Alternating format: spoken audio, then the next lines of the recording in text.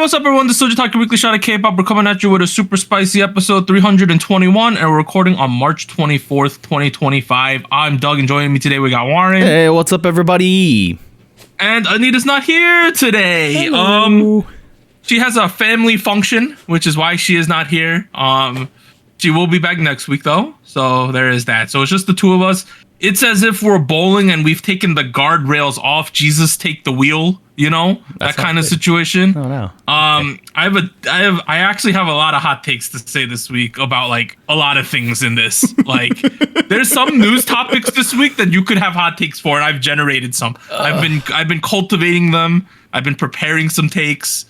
There's a lot of crazy shit this week. Is your yeast fermented and ready to be baked? Yeah, my sourdough starter from COVID is still active. What? We're gonna bake some hot take bread this week. I don't think that's bread anymore or dough. That's something. Whatever. Right. We got big new release. Oh wait, I got announcements. I actually have announcements for once. I almost forgot them. Yeah. The first one, we had mentioned a couple weeks, maybe 2-3 weeks ago, that we're gonna plan in some upcoming Afterhours segment, which is gonna be next week, that we're going to give Soju scores for a group's entire discography or a portion of the discography. We've decided that the first group, the guinea pig group we're going to try this on is La Seraphim.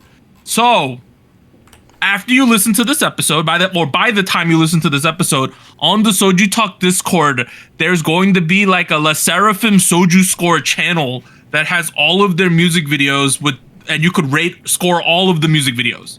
And then we're gonna give scores for all the title tracks as well. And we're gonna talk about these scores and their trajectory and things like that using the numbers. Feel free to talk about why you think each song deserves what score on the Discord as well. And whatever you leave as a comment may end up on the episode. So that's should he make you guys anonymous? I don't know. Probably will if you guys. It's not anonymous, by the way. Okay, it'll anonymous. Be very transparent, clear as day. Apparently. And I'm going to, I think I need to make a discussion channel because there's definitely going to be a lot of discussion about this on the server. Yeah. So I will do that as well. And after hours, Anita's not here. We do have something. So we are going to talk about New Jeans at Complex Con and their new song Pit Stop. And then we're going to talk about their all of a sudden hiatus and then what we think might happen in the future. So that's going to happen in the after hours. So we'll talk about it a tiny bit in the news, but then we'll do a deep dive on the pit stop and things like that at the end of the show. Oh, for like a little bit of context, Doug and I talked about putting Pit Stop as a release up for discussion on the first half of the show. I pushed to not do that on the actual show today. We'll talk about more about why we did that when to get to that actual conversation. So yeah, and since we're putting it in the after hours, not the main show, it might get a little heated. You know, we might say what we actually feel about the situation. Have you been lying this whole time, Douglas? You can't. I haven't been lying, but I might have been pulling some punches on some things, so there might have been that. Okay. So stay tuned for what that means. But we got big new releases. There's 3 of them: STAYC, BEBE, J-Hope, Mona Lisa, KiiiKiii. So I thought this was the debut because the album came out today. It's not. Officially, this is a B-side, BTG, Been That Girl. Those are the 3 songs this week. The first one, STAYC, BEBE. They are from High Up. Last 3 songs. Those are not the last 3 songs. Those are XG's last 3 songs. Wow. So the weird thing is, at some point this week, I did look up the last 3 songs and put it on the... all right, their last 3 songs have been GPT, Cheeky Icy Thing, and Bubble. So the weird thing is, I remember typing that out at some point, so I don't know what happened, but those are the last 3 songs. It's alright. There was a very prominent STAYC Girls that's coming down. It's the drop of this song. Did it go down for you, Warren? Why are we diving in right away like this? I feel attacked. I don't know if it went down. I'm not gonna lie. Like, did it go down for you? Not as much as people would expect. Okay. Okay. Here's what I'll say. Okay. Here's what I'll say. Okay. What will you say?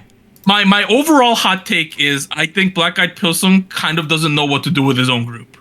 That's my main hot take. I don't know what's going on there.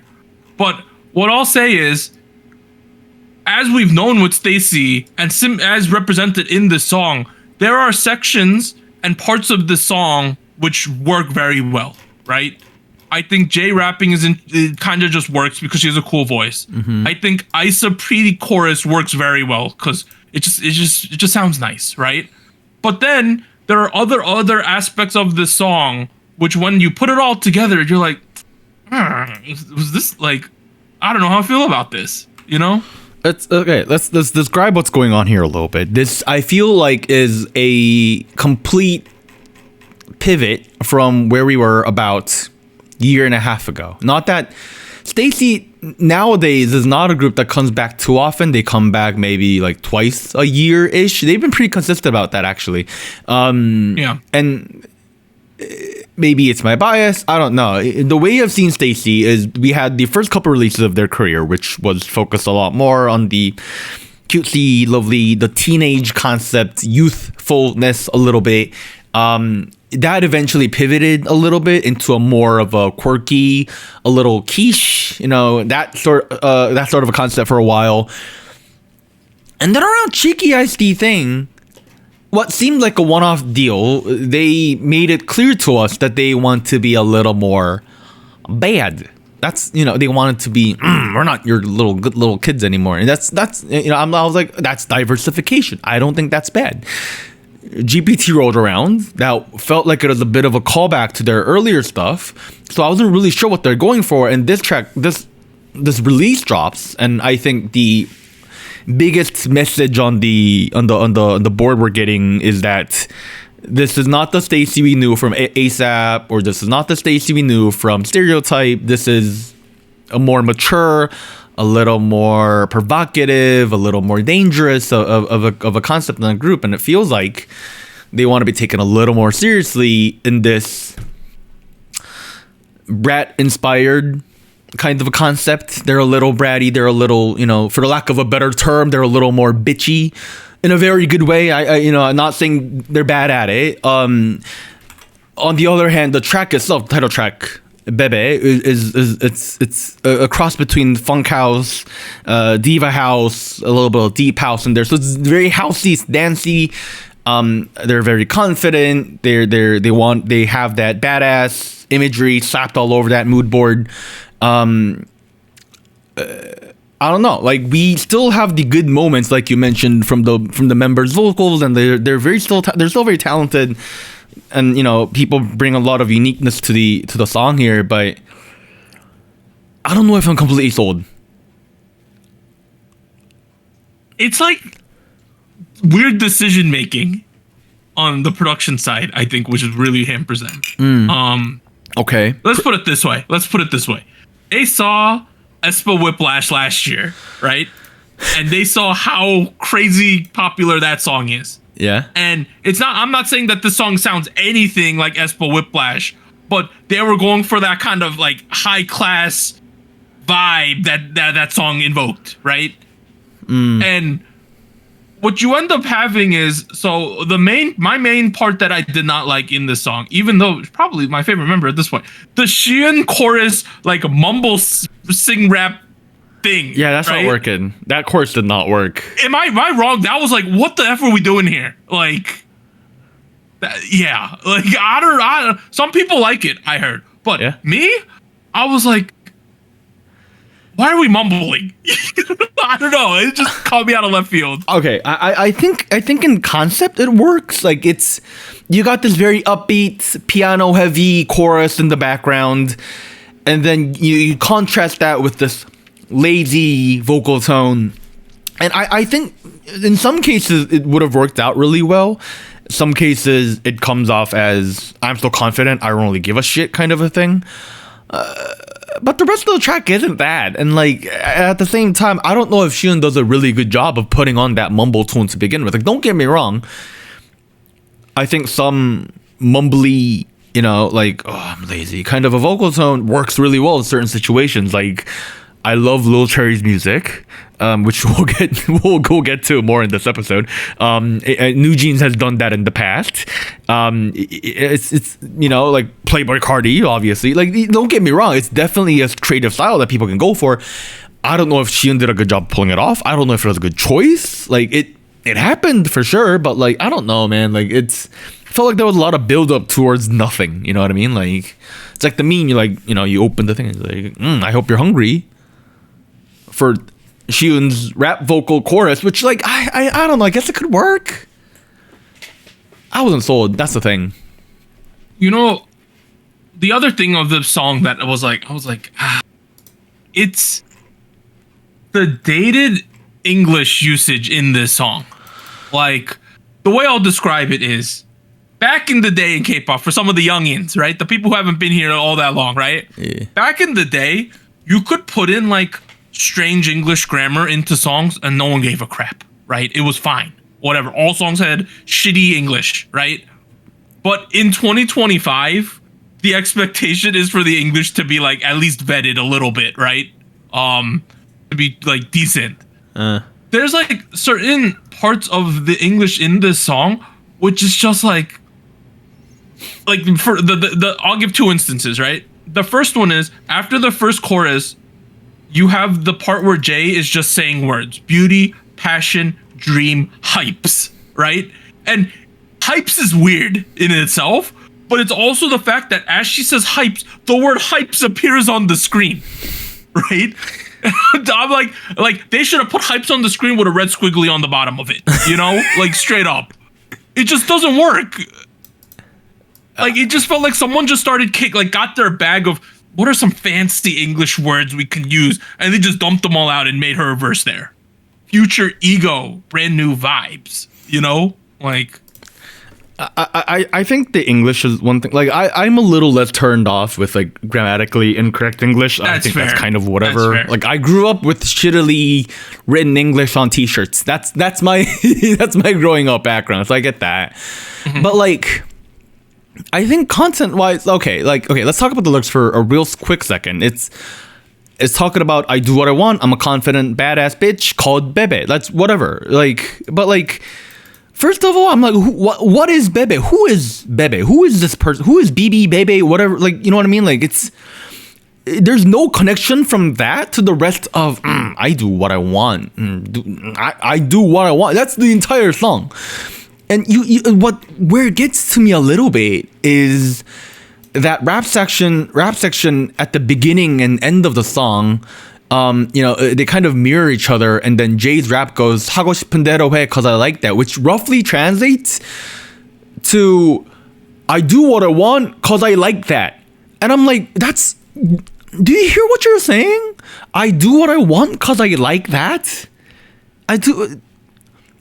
Yes, a person does what they want to do in life. Like, you know what I mean? Like, yeah. I don't know, man. Like, here's the thing. I've said this forever on the show. It's great that you want to do a song about confidence and empowerment and, you know, I'm a badass little motherfucker, I don't give a shit. That's cool. But like, your lyrical content cannot be just that. It cannot just be I'm different, I'm cool. You gotta show, not tell. The whole song is I'm different.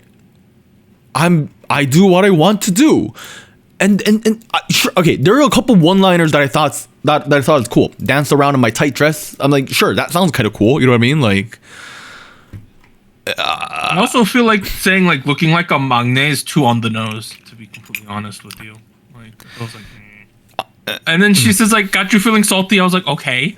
And then guess what kind of word they try to rhyme it with? You can't hide it like a lungy. Like a lunge? What does that even mean? What do you hide when you're lunging, Warren? What am I? That's what when I saw. Like, I didn't listen to it with the subs first, right? When I didn't listen to the song with the subs, I was like, I know a decent amount of Korean when I hear it, and I couldn't understand what Xiun was saying because there was the forceful mumble, right? But then when I did turn on the subs and I saw some of these other lyrics, I was like, maybe I should have just left them off. Oh shit! I guess when you lunge, you hide one of your knees. But you're like, I don't know. Like, here's the thing. At the end of the day, some people might say, guys, you just don't understand. It's a fun song. Like, I get that it's fun, right? But when we're when we're like saying like when the main parts, especially like the J part where you're just saying words out, can't help but comment on what she said, right?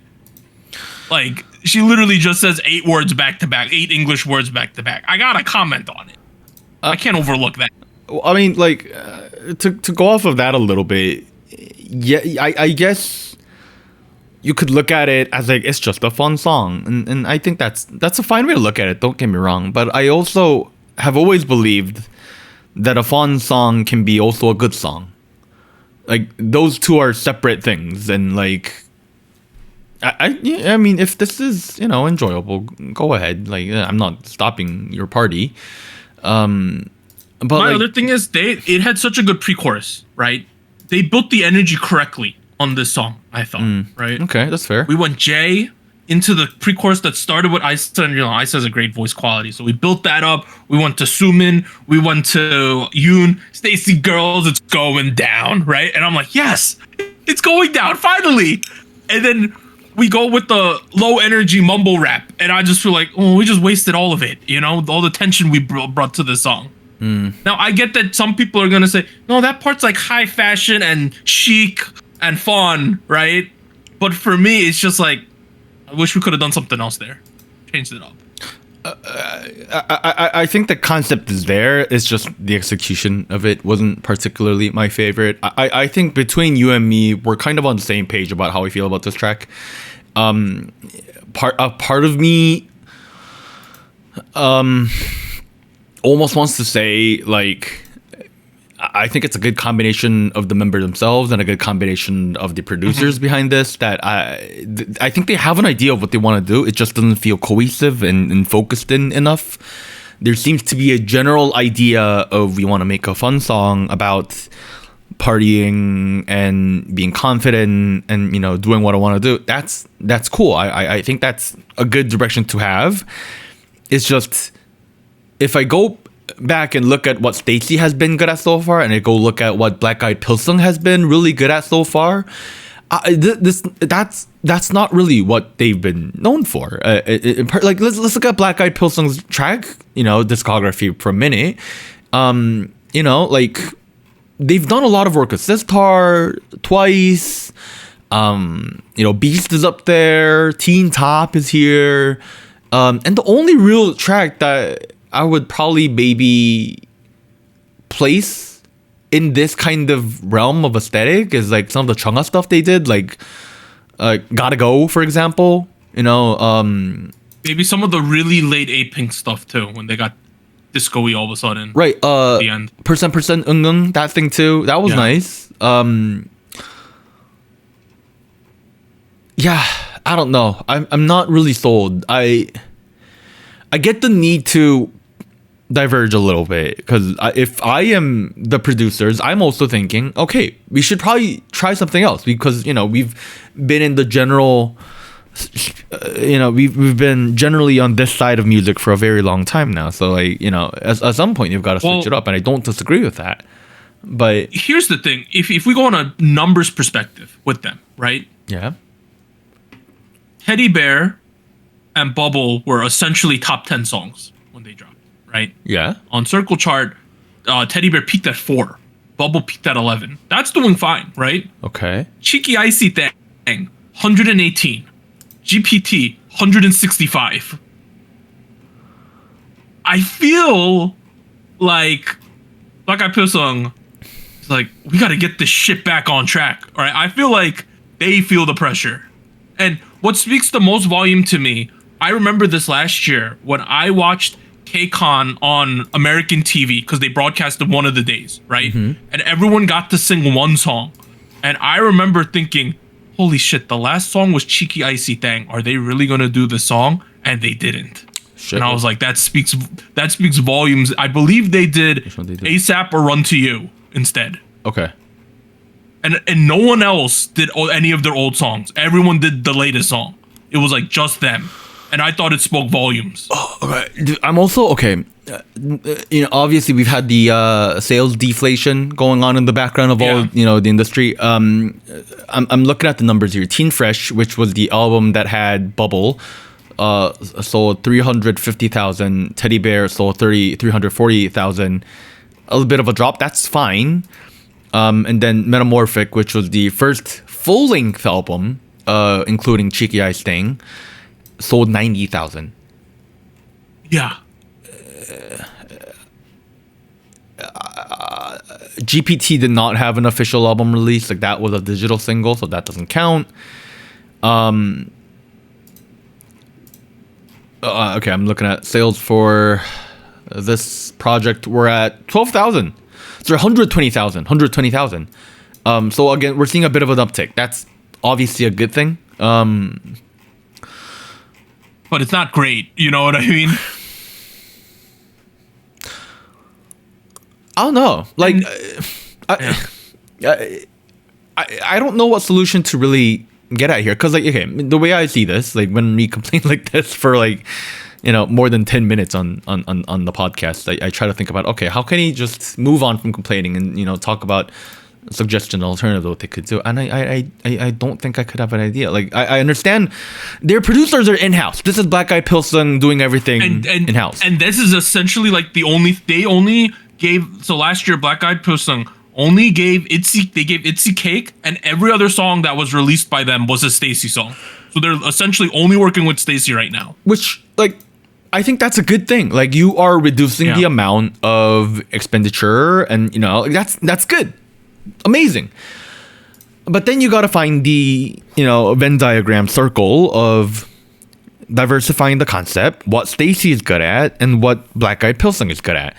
That little fine, you know, circle in between, I feel like is a little difficult to find for me right now. Maybe take 3 of it will be good, you know, like third time's the charm is, you know, is obviously what people say. And I'm gonna say the first time was KiiiKiii thing. Second time has been BEBE, and, you know, BEBE feels like an example of a song where they tried to go a little harder on the grain compared to, you know, KiiiKiii thing, which felt like it was still, you know, kind of maintaining the original flavor a little bit. I don't know. I would really love to hear what other people think. Like, obviously, this is only Doug and me at the moment. We're missing Anita. I have not gone through the, you know. I've seen her score. It's not too different than us, to be completely honest. Interesting. Okay. But here's another thing. More than ever, in this girl group landscape, we need groups like STAYC to be doing well, guys. Like, this mid to upper mid-tier girl group wasteland we're in right now, where it's like Mad Max, we're in a complete desert, right? We need groups like STAYC to be doing well, honestly, for the health of the girl group K-pop genre, right? We need them to be doing well. Yeah.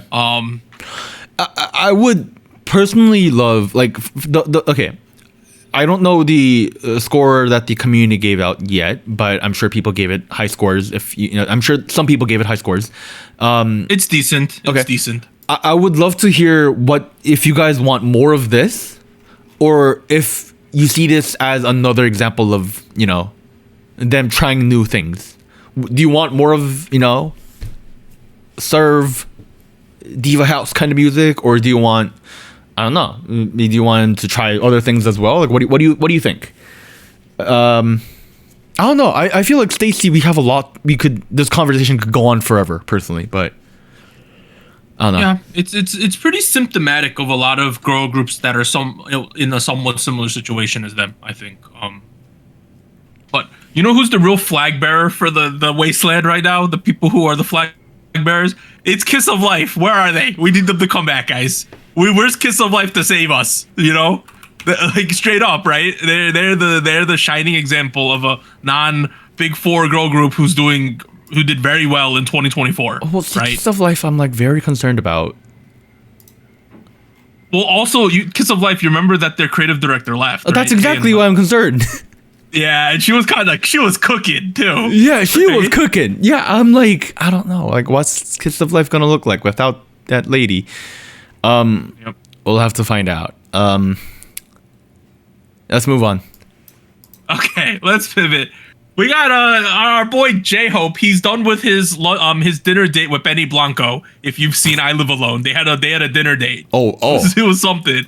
Straight up. Okay. Straight up. I thought you were joking. Sorry. I'm not joking. If you watch I Live Alone like 2 weeks ago, it was him and he's in LA. They don't show his real house because, security reasons, but he's in an LA mansion and he eats in and out and he goes to like the market and stuff. And then the second episode, he goes to the recording studio and he has a dinner date with Benny Blanco. Wow. Straight up. Okay. That's the episode. Besties.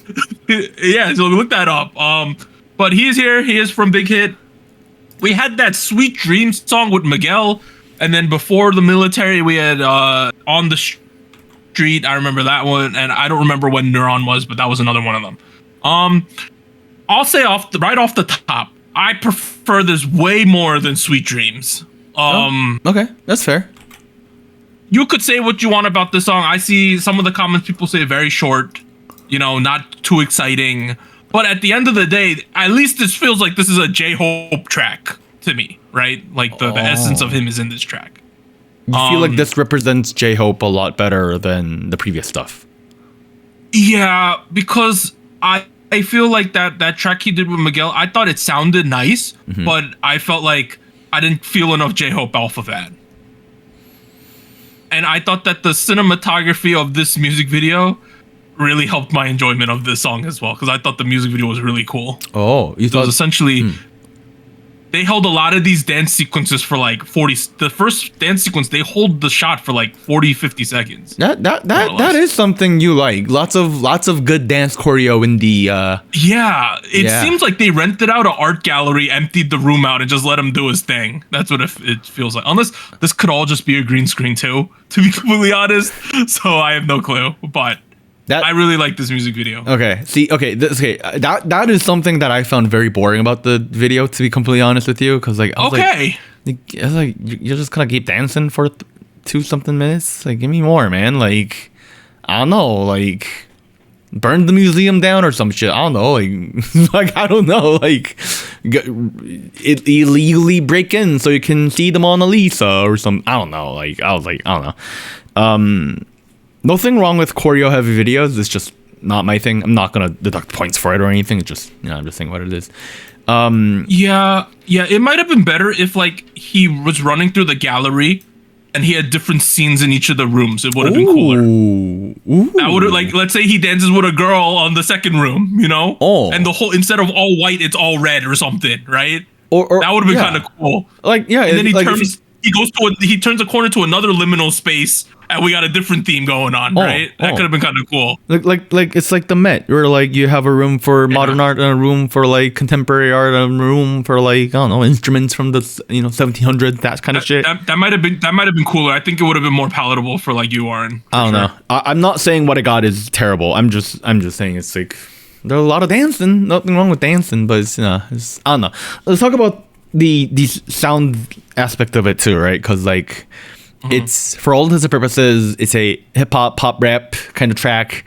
Something that was very popular, I want to say, in the mid-2010s. It's very poppy, got a lot of positive vibes going on with those jazz chords. I'm getting a bit of Amine, I'm getting a bit of Boy Cold in Korea, or like Zico. Zico in particular loves to write lyrics that are like going off of the idea that like, like things should be viewed as art pieces, whether that be, ladies he's into, or like, his music, or like, he often compares things or, events or people or whatever to art. And that was kind of what my head was on for a while. Beat itself sounded like a lot like this track called Youth by Boy Cold, which had like, even the chorus was very similar. There's a chorus from Kim Haon on the track, and you'll see what Kim Haon sounded like before he started doing work with KC, and that's all really cool. It's a little dated, I'm not gonna lie, but I do agree with Doug. I feel like this captures what J-Hope is good at a lot better. I don't feel like it's particularly interesting. Like the top line felt like a back-to-back series of cliched top line patterns that you get from a song like this, which is why you end up this song sounding like one song and another song. And I know before we started recording, we talked about it. We went through a list of songs it sounds like, and I'm not saying this song plagiarized or copied off of any of them in particular. I'm just saying it's the byproduct of making a lot of creative decisions that are kind of predictable.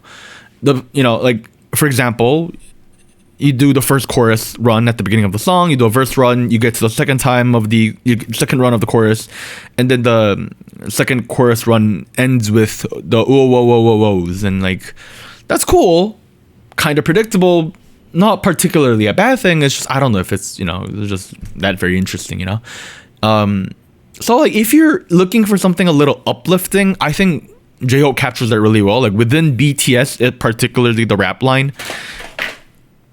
Oh, I don't know why I did that.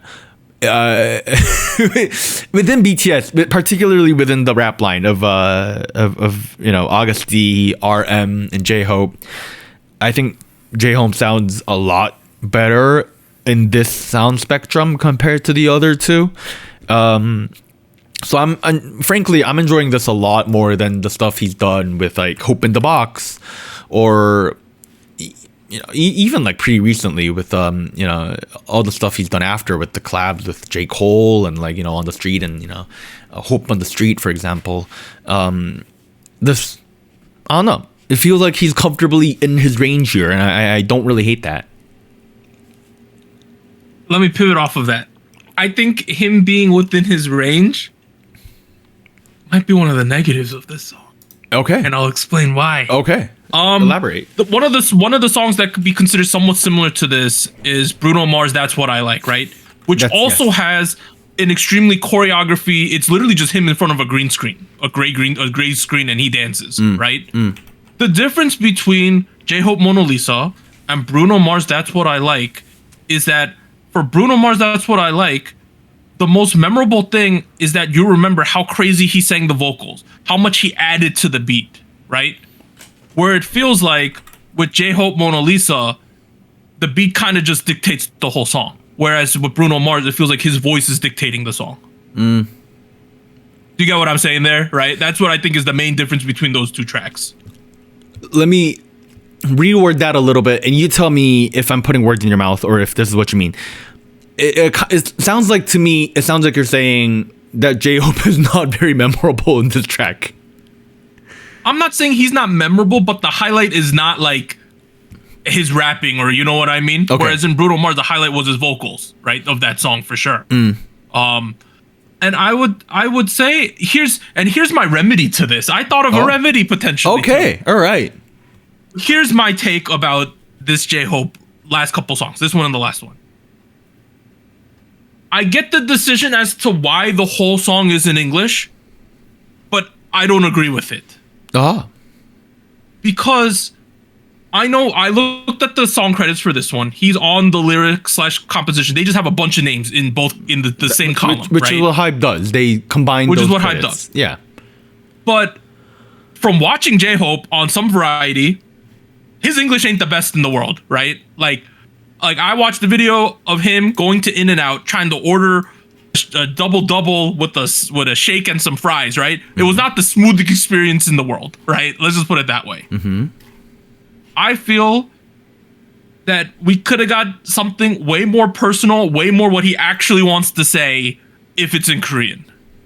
And I'm not saying this has nothing to do with his pronunciation of English or anything like that, right? But I feel that he would be able to express a better message or talk about this girl who's his Mona Lisa better if it was in the native tongue. Am I crazy to say that? Yeah, no, I don't think that's crazy. I think that applies not only to J-Hope, but most of the rappers in K-pop. It's, unless you're fluent in English, you're most of the times not going to express yourself better in a foreign language. Not get too deep, you know what I mean? Like we're just surface level saying some stuff, right? No, it sounds fine, and the messaging is fine, and the lyrics are fine, but I just don't feel like what is J-Hope telling me? It's like, oh, okay, this girl's his Mona Lisa, cool, right? You know what I mean? I don't. There's no like personal touches or anything like that, right? Yes, but at the same time, I don't think Mona Lisa would have had a lot more depth if J-Hope was rapping in Korean. That's a fair point. That's a completely fair point. Like no, like this is not targeted towards J-Hope. This is just not a. I guess the expression of things could have been a lot better, but like it's not like Mona Lisa, the line by lines. It's not like it's terrible. You know what I mean? Like No, it's not. No, it's not. I don't know. Like I don't feel like there's anything too crazy to take away with this. It's got a nice choreo. The track sounds fine. I liked it. Yeah. I liked it. Good vibes. For me, it was fun. Good vibes. It was good vibes. J-Hope's after the Sweet Dreams, and I was like, man, this is not really J-Hope-y. This one at least felt I got some J-Hope going on in this track. Now, could we do a little more? Maybe. But at the end of the day, I thought it was a fun track. I liked the music video because I'm someone who likes choreography based videos. So I enjoyed that. I was on the lookout for one of my friends because this is the type of songs he's been in the past. I know a guy who does some dancing, but he was not in this track. Oh. I was like, this is in my head. So his name's CJ. In my head, I was like, this is the type of track CJ would end up on, you know? Okay. But it was not. He was not in this. CJ lives in LA too, so I was like, he might have auditioned to be in this, but he's not in this. Okay, you're talking about a guy named CJ that's your friend, not like the company CJ Entertainment. No, like yeah, literally my friend CJ. Okay. Yeah. Wow, I didn't know you had a friend in LA that dances. That's so okay. For context, I don't know. I haven't said this in a long time. So I used to do some tap dancing back in the day. I see what you're referring. Okay. Over the summer, I used to go to like essentially tap, like, you know, band camp for band kids. I went to tap dance camp in the summer. Right. And at this tap dance camp, for a certain period, this thing was like popping. Kids came from around the country to come to this. Wow. Right. Okay. Yeah. And a decent amount of these kids went on to be on like So You Think You Could Dance and competition shows and become backup dancers and things like that, right? Mm-hmm. And so one of the kids I met there who was from Chicago, he ended up being a backup dancer for Selena Gomez and Justin Bieber at some point. Wow. Right? Okay. Wow. So yeah, he was like in some of their music videos as well. So I was like, oh, this is the type of songs he's really good at dancing at. So it just reminded me of him. Wait, dog, but that could have been you. No, but these kids also did hip hop. I was just a tap dancer. Oh, okay. As the Korean people said, I was not involved in the street dancing, dude. Not me. You were involved in the good boy tap dancing. And here's the thing, I was there just to have fun, dude. I wasn't very good, but I was there for the vibes, and I felt like I gave off good vibes. You know. I'm sure you were great. Please leave a like on this podcast. Yeah, if because you would like to see Doug dance to a tap dance. At the end of the day, the dance world is small, to be fair, like the top tier, and tap dance world was even smaller, like is very limited. So people knew of each other, or if you go to, there's not too many of these essentially tap dance camps back in the day, so people knew of each other. Were you the famous Asian kid from Jersey that tap dances? Yeah, essentially, I was the comedic relief, dude. Like, essentially, I was there for the vibes because I was a local kid. It was in New York. I was a pretty local kid. So, like, my teacher ran. His name was attached to the thing. You know. So I was there, and you know, he and his job was he would travel around the country teaching people like dances for their recital or whatever, you know, or their new routines and things like that. So he had a big network, and pretty much he's like, hey, I'm doing my convention thing, and then people around the country would come if you're a tap dancer. So that sounds a lot more fun than the classical music camps I've been to, where it's just like, it was a lot of fun. Basically, we had 1 week to learn routines. You got placed in you had like an audition thing. They placed you in certain routines. And then at the end of the week, we did some they rented like an off-Broadway theater and we performed them. That was how this thing worked. It was a lot of fun. That sounds like a round of produce. Yeah, and you met kids from around the country, and you networked and you tap danced all day, and it was fun. That's how it was. It was a good time. Would you guys got to hang out in New York? Would you send your kids to it if you ever have kids? Yeah, it was a lot of fun. It was a lot of fun. Okay. You remember back in the day, New York City had a blackout, and it was crazy. We were in the tap dance camp during the blackout in New York, like 20 years ago. Dude. Oh my god. Yeah. So all you did during the blackout was dance. We kept dancing with the emergency generators on, dude. It was very memorable. It was so hot. There was no AC. We were dripping. Damn. And mind you, I was like 15 at the time. Like it was crazy. Again, if you were if there was a camera crew and there was some singing involved, that sounds like an episode of Produce. Yeah, it was like that. It was a good time. All right, let's bring it back to Mona Lisa. I think Mona Lisa. Shout out to CJ. What a guy. All right, let's keep going. Yeah, I think Mona Lisa's great if you're looking for a good time. It's got good vibes. Nothing that's game breaking or anything like that. Not gonna lie, but it sounds like J-Hope is releasing another single cut after this. That's the word on the block. I'm just basing off of the Korean wiki page here. Hey man, this guy's on a run. That's what we're on right now with J-Hope. All right. Let's pivot to the last song we're covering this week. We have KiiiKiii with Been That Girl BTG. They are from Starship. Other two songs, debut song and I Do Me. Before the episode, Warren and I took like 5 minutes to figure out what's going on with their debut. Yeah. So the debut song is not the debut song, guys. BTG is also not the debut song.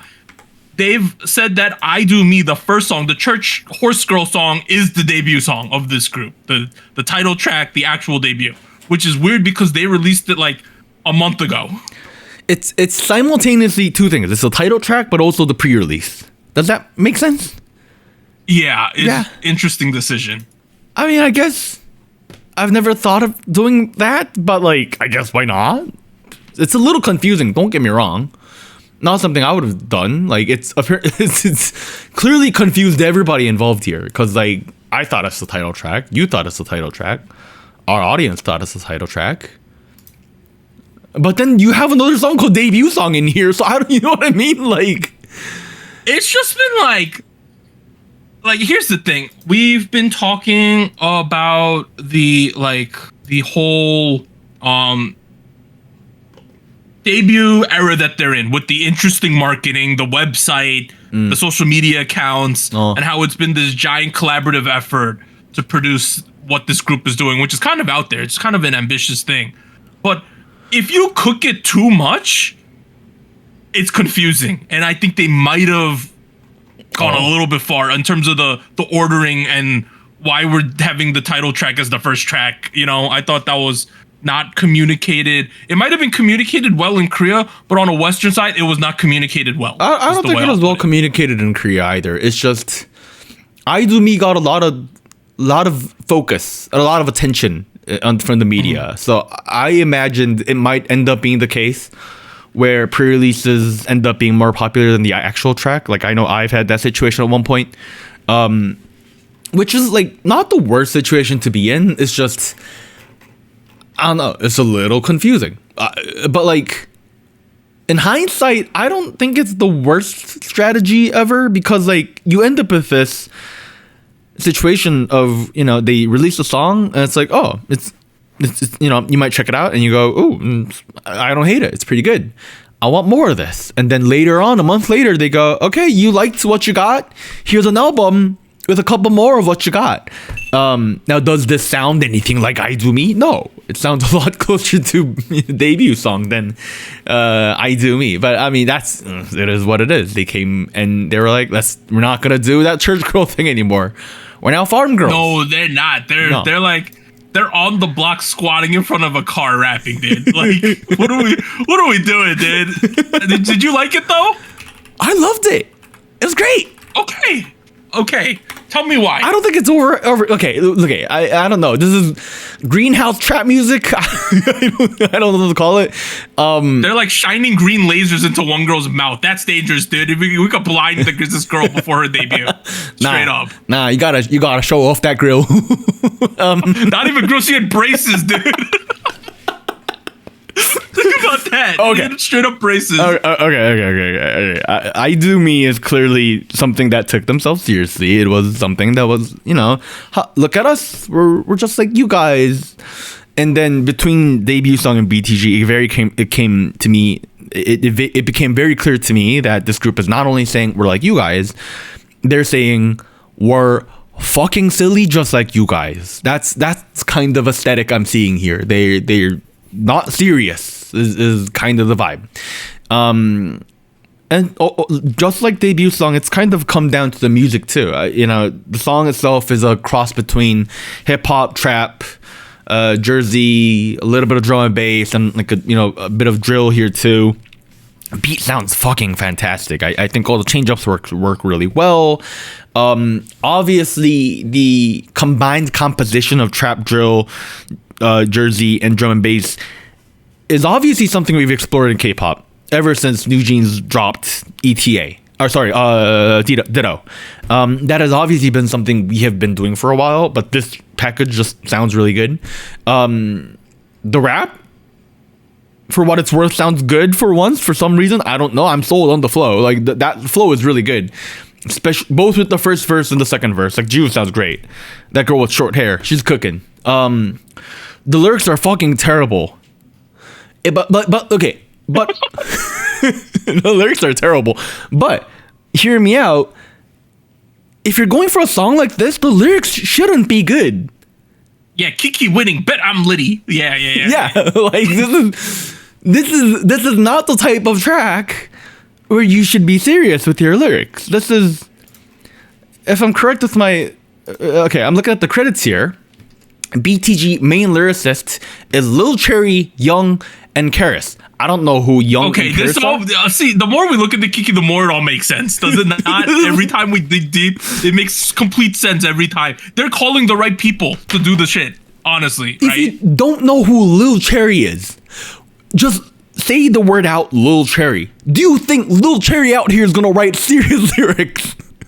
No. Do you think Lil Cherry went to Seoul Day, and got a degree in literature or something? Oh, just like uneducated kid? Is that what you're saying? Can I make one aside real quick? Okay. I need to make an aside. I didn't realize that my CJ friend got canceled at some point. So I haven't seen him in 10 years. He got canceled at some point for things he had said. So I just wanted to point out there that I am not associated with him in the last 10, 15 years. Dog, now we're gonna get canceled. That's all on you, man. Oh no. Oh, hey. I only knew him when I was like 15, 16. Hey, in the wise words of Lil Cherry, don't you cry over no spilled milk. It's not my spilled milk. Yeah, No. let's just Okay, but back to BTG. I think what they were going for is pretty clear. The execution of it is pretty nice. I don't think it's a song that's gonna work for everybody. Hell no. Like, this is not going to be palatable for most K-pop audiences. I'll be real here. But the chorus is really dreamy. It's very moody. It's very atmospheric. If Anita was here, she would 100% mention Pink Panther. Like, I know that for a fact. Like, this is the kind of vibe that I that works really well. I love the little arpeggiated synths, guitar or whatever the fuck is going on in the background. I love it. The beat's great. The vocals are great. Composition. I'm looking at the credits. We got Ryan Jun and Dem Joint, my boy. The man cooks. He is just one cook after another. I don't know. He's just very good at making good beats. What can I say? Has been for the past decade. For all what it's worth, like, hip hop music in specific is a genre that can showcase a lot of different aesthetics. I would say it's the widest diversity of aesthetics after rock music as a genre that you can, probably pull off of here. And Uncut Gem, BTG in particular, leans heavily into so many different aesthetics of. BTG in particular uses that advantage to showcase this silly bullshit, I don't give a fuck kind of aesthetic really, really well. I'm sold. You know what I mean? Like, I mentioned, the rap is good. I kind of do like what they're doing at the end of the day. One thing, you gotta applaud Starship for keeping KiiiKiii so distinct from IVE. They're doing a great job of that. I also think that SM's doing a good job with what's that group's name? The Chase? Hearts to Hearts? Yeah. Hearts to Hearts. I think they're doing a good job with that too. I think that song's really good at this point. But this KiiiKiii group, it's one of those groups where I'm like, all right, it's not 100% for me. You know what I mean? But I'm intrigued. You got me intrigued. I want to see where this is going, right? You think they're going to continue to work with Lil Cherry and pump out crap like this? I kind of hope they do. Like, don't get me wrong. We have Young Posse doing stuff like this, and we have Lil Seraphim, occasionally diverging into stuff like this. But, like, This sounds stupid in a very good way. Here's what I'll say. Rapping part aside, which, I don't have the enough brain matter to comprehend someone. Oh, yeah, I think you have too much brain matter. That's the issue. The actual K-pop sections, right? The singing parts, the dancing parts, it's all really good. That's what I'll say. I thought all of those sections are really good. And with the bass line in the background, kind of good, Been enjoying that for sure. I do think I Do Me is a track. Let's compare this with I Do Me. I Do Me is a track that plays it very safe. It's very digestible. It's a little generic. It's a little too common. It's a little played out, but it's very familiar. It's like, it's a good hearty it's like a good bowl of mac and cheese that you can find anywhere. It's good. It's fine. This one is some bullshit that your roommate popped out of at 2 a.m. It's got some tomato sauce, some fucking rice, and like, I don't know, like what weird pork belly. I don't know. And they're like, it's a weird mixture, but it tastes good. You should try it. And they give you a spoonful. You're either gonna love it or you're gonna hate it. It's weird. And personally, I feel like it's the right amount of campiness done really well. Like, it's not over the top, I'm being campy. It's going back to what I said earlier, it's doing a lot of show, not tell. You know what I mean? Also, this Jew girl has immense aura as well, right? Am I wrong in saying that? Like, she's crazy.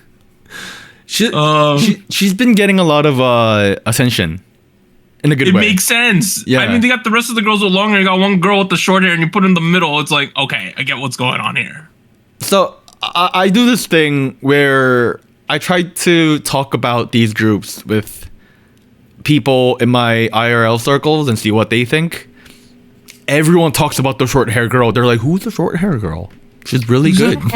She's good. And I'm like, I agree. Also, she's short hair, so you remember her. That's also exactly. Yeah, I kind of like what KiiiKiii's doing. Now, is this like the best song ever for me? Are the parts good? Yeah. Did I enjoy this song the most this week? Probably, which is odd to say. I'm very intrigued for what their Starship will do with this group in like 6 months or 5 months, whenever we get the next thing from them. It's exciting times at Starship. Sure. If you guys are ever confused about the overall concept that KiiiKiii is running with at the moment, my best take is go to KiiiKiii.kr. That's KiiiKiii.kr. That is their official website. It looks like it was built on some shitty template on Wix. This jams section is amazing. It's stupid, but it's also kind of cute, but funny. You know what I mean? Yeah. This is great. This website's freaking fantastic. Yeah, it says it's FAQ. Under FAQ, it says, "Where can I find your products?" And you open that up. You open that accordion up, and there's this little earth emoji. How are the jams made? They are jams made with love. Are the jams made with love? Yes. This is a great website. What is your return policy? No return. I don't know. I think the debut song was maybe a little bit too far.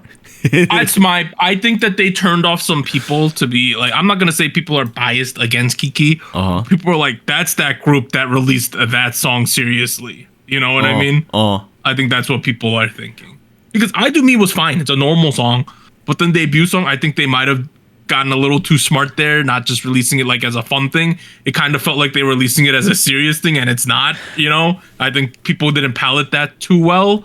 But I think this is I would say a little more reeled in, and I think this is an interesting sweet spot that they're in. Yeah, I think it's a sweet spot between debut song and I Do Me. And I for all intents and purposes, this is obvious. This is officially not the title track. This is apparently a B-side, but it's getting media attention. It's got the music video.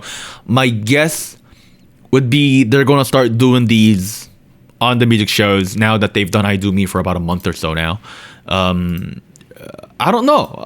If you have been turned off with debut song, try one more time, please. Because this is come back in. Pretty good. Come back in the pool. Come back in the pool. Yeah. Pool. What?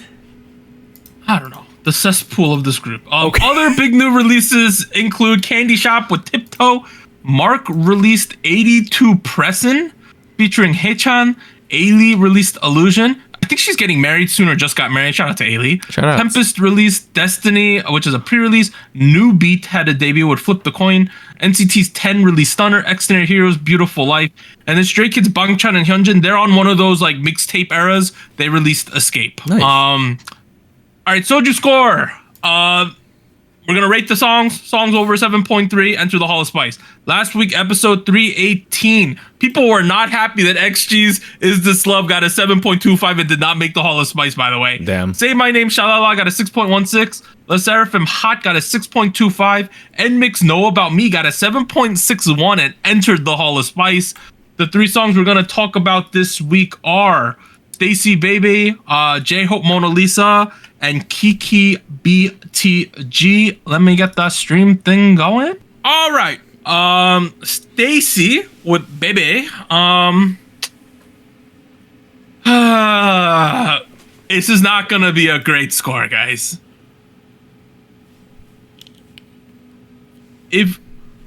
I should be honest with myself here, right, Warren? Yes, be honest. What, again, don't lie. I was between a 5 or a 6 for this one. That's not even that bad. For me, that's pretty bad because I like both songs. Bro, we have a 10-point scoring system.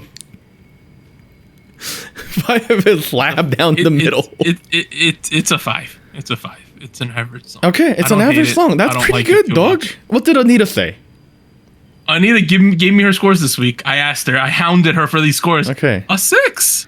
Anita goes, oh, it was okay. I like this song, but you know, it's okay. It's a 6.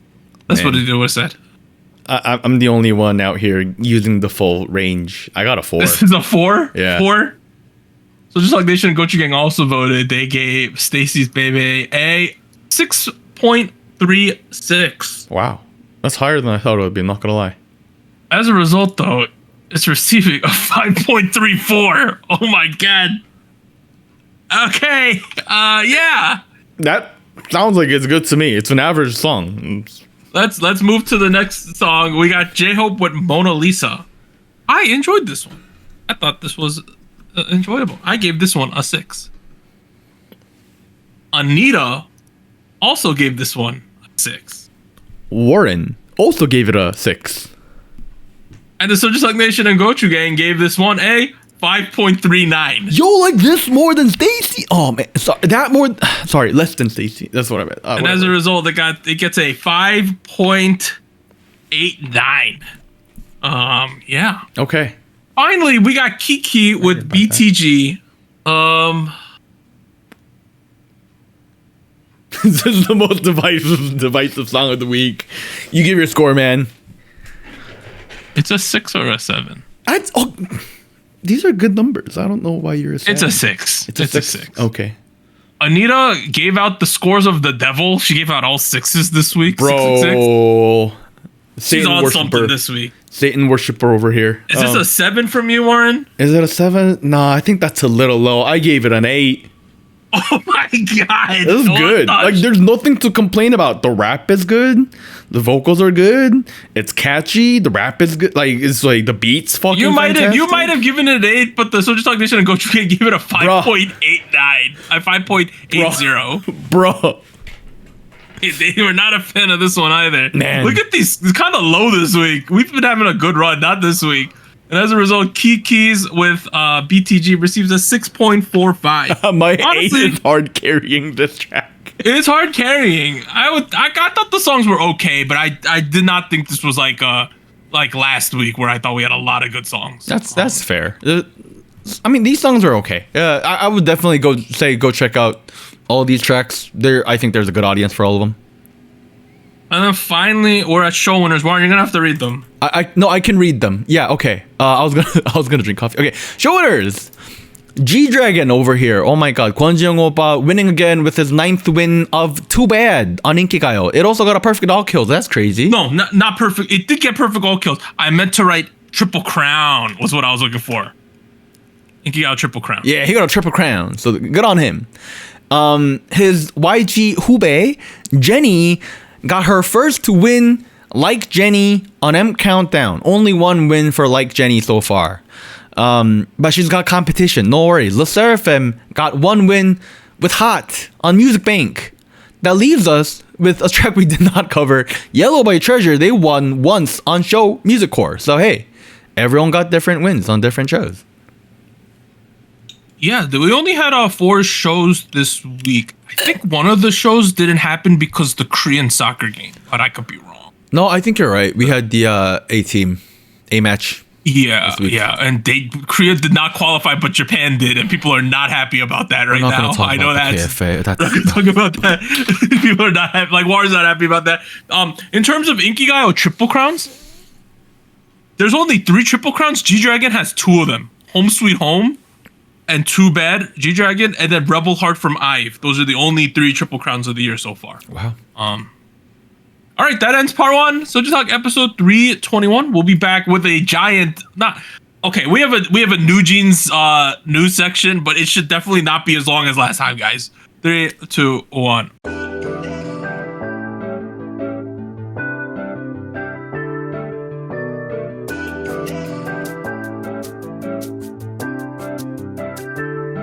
Hello, SojuTalk Nation. This is Anita here with a quick PSA. If you would like to support SojuTalk Kpop Podcast, please like, subscribe, or follow us on whatever platform you're using. And consider joining our Patreon at patreon.com/SojuTalk or donating to us at paypal.me/SojuTalk. On behalf of the crew and myself, thank you. Now back to our regularly scheduled episode.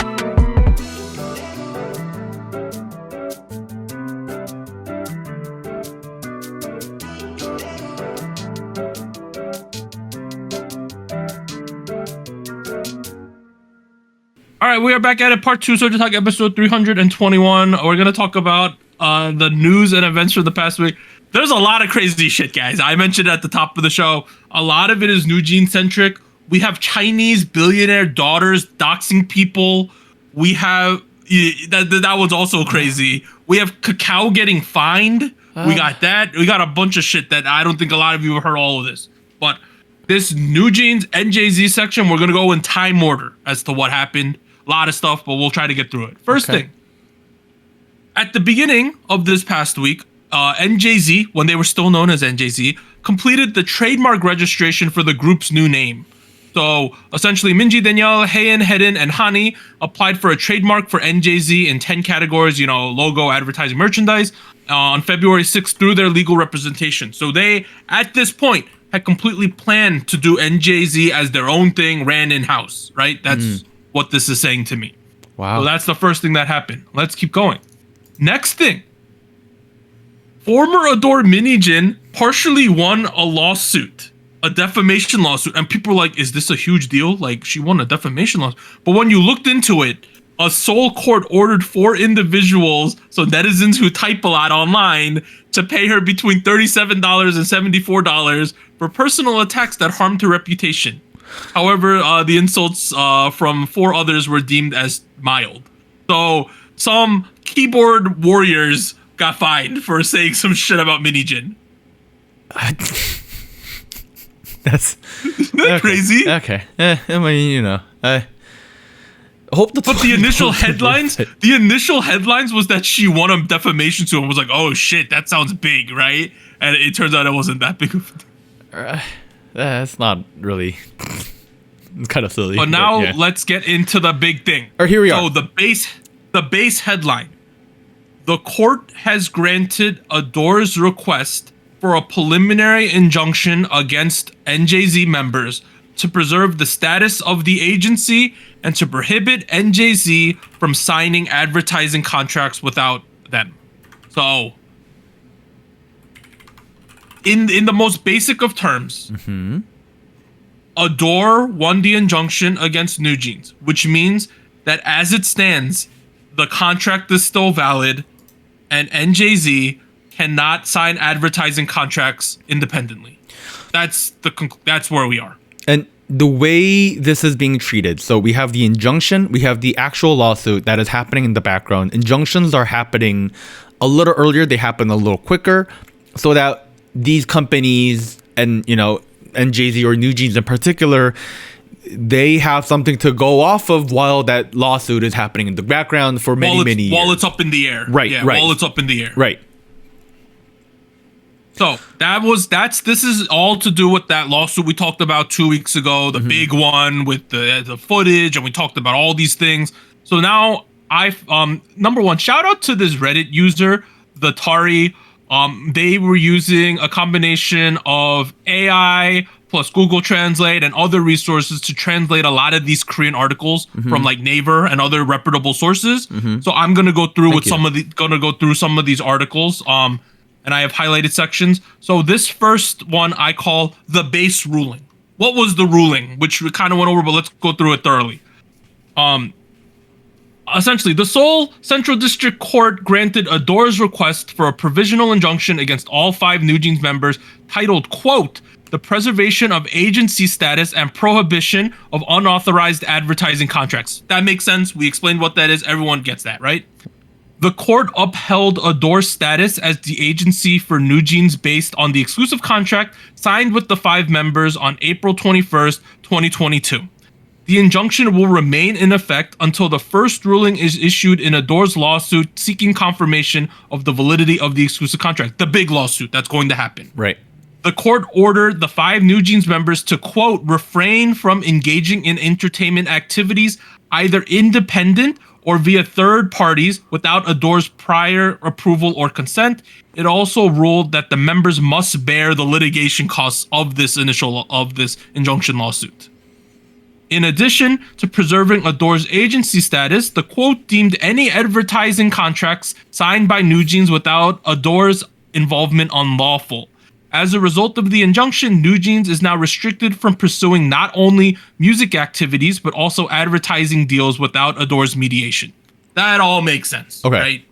So, long story short, court said New Jeans is still a part of Adore. Your music, your activities, your advertisement goes through Adore. That's what they said.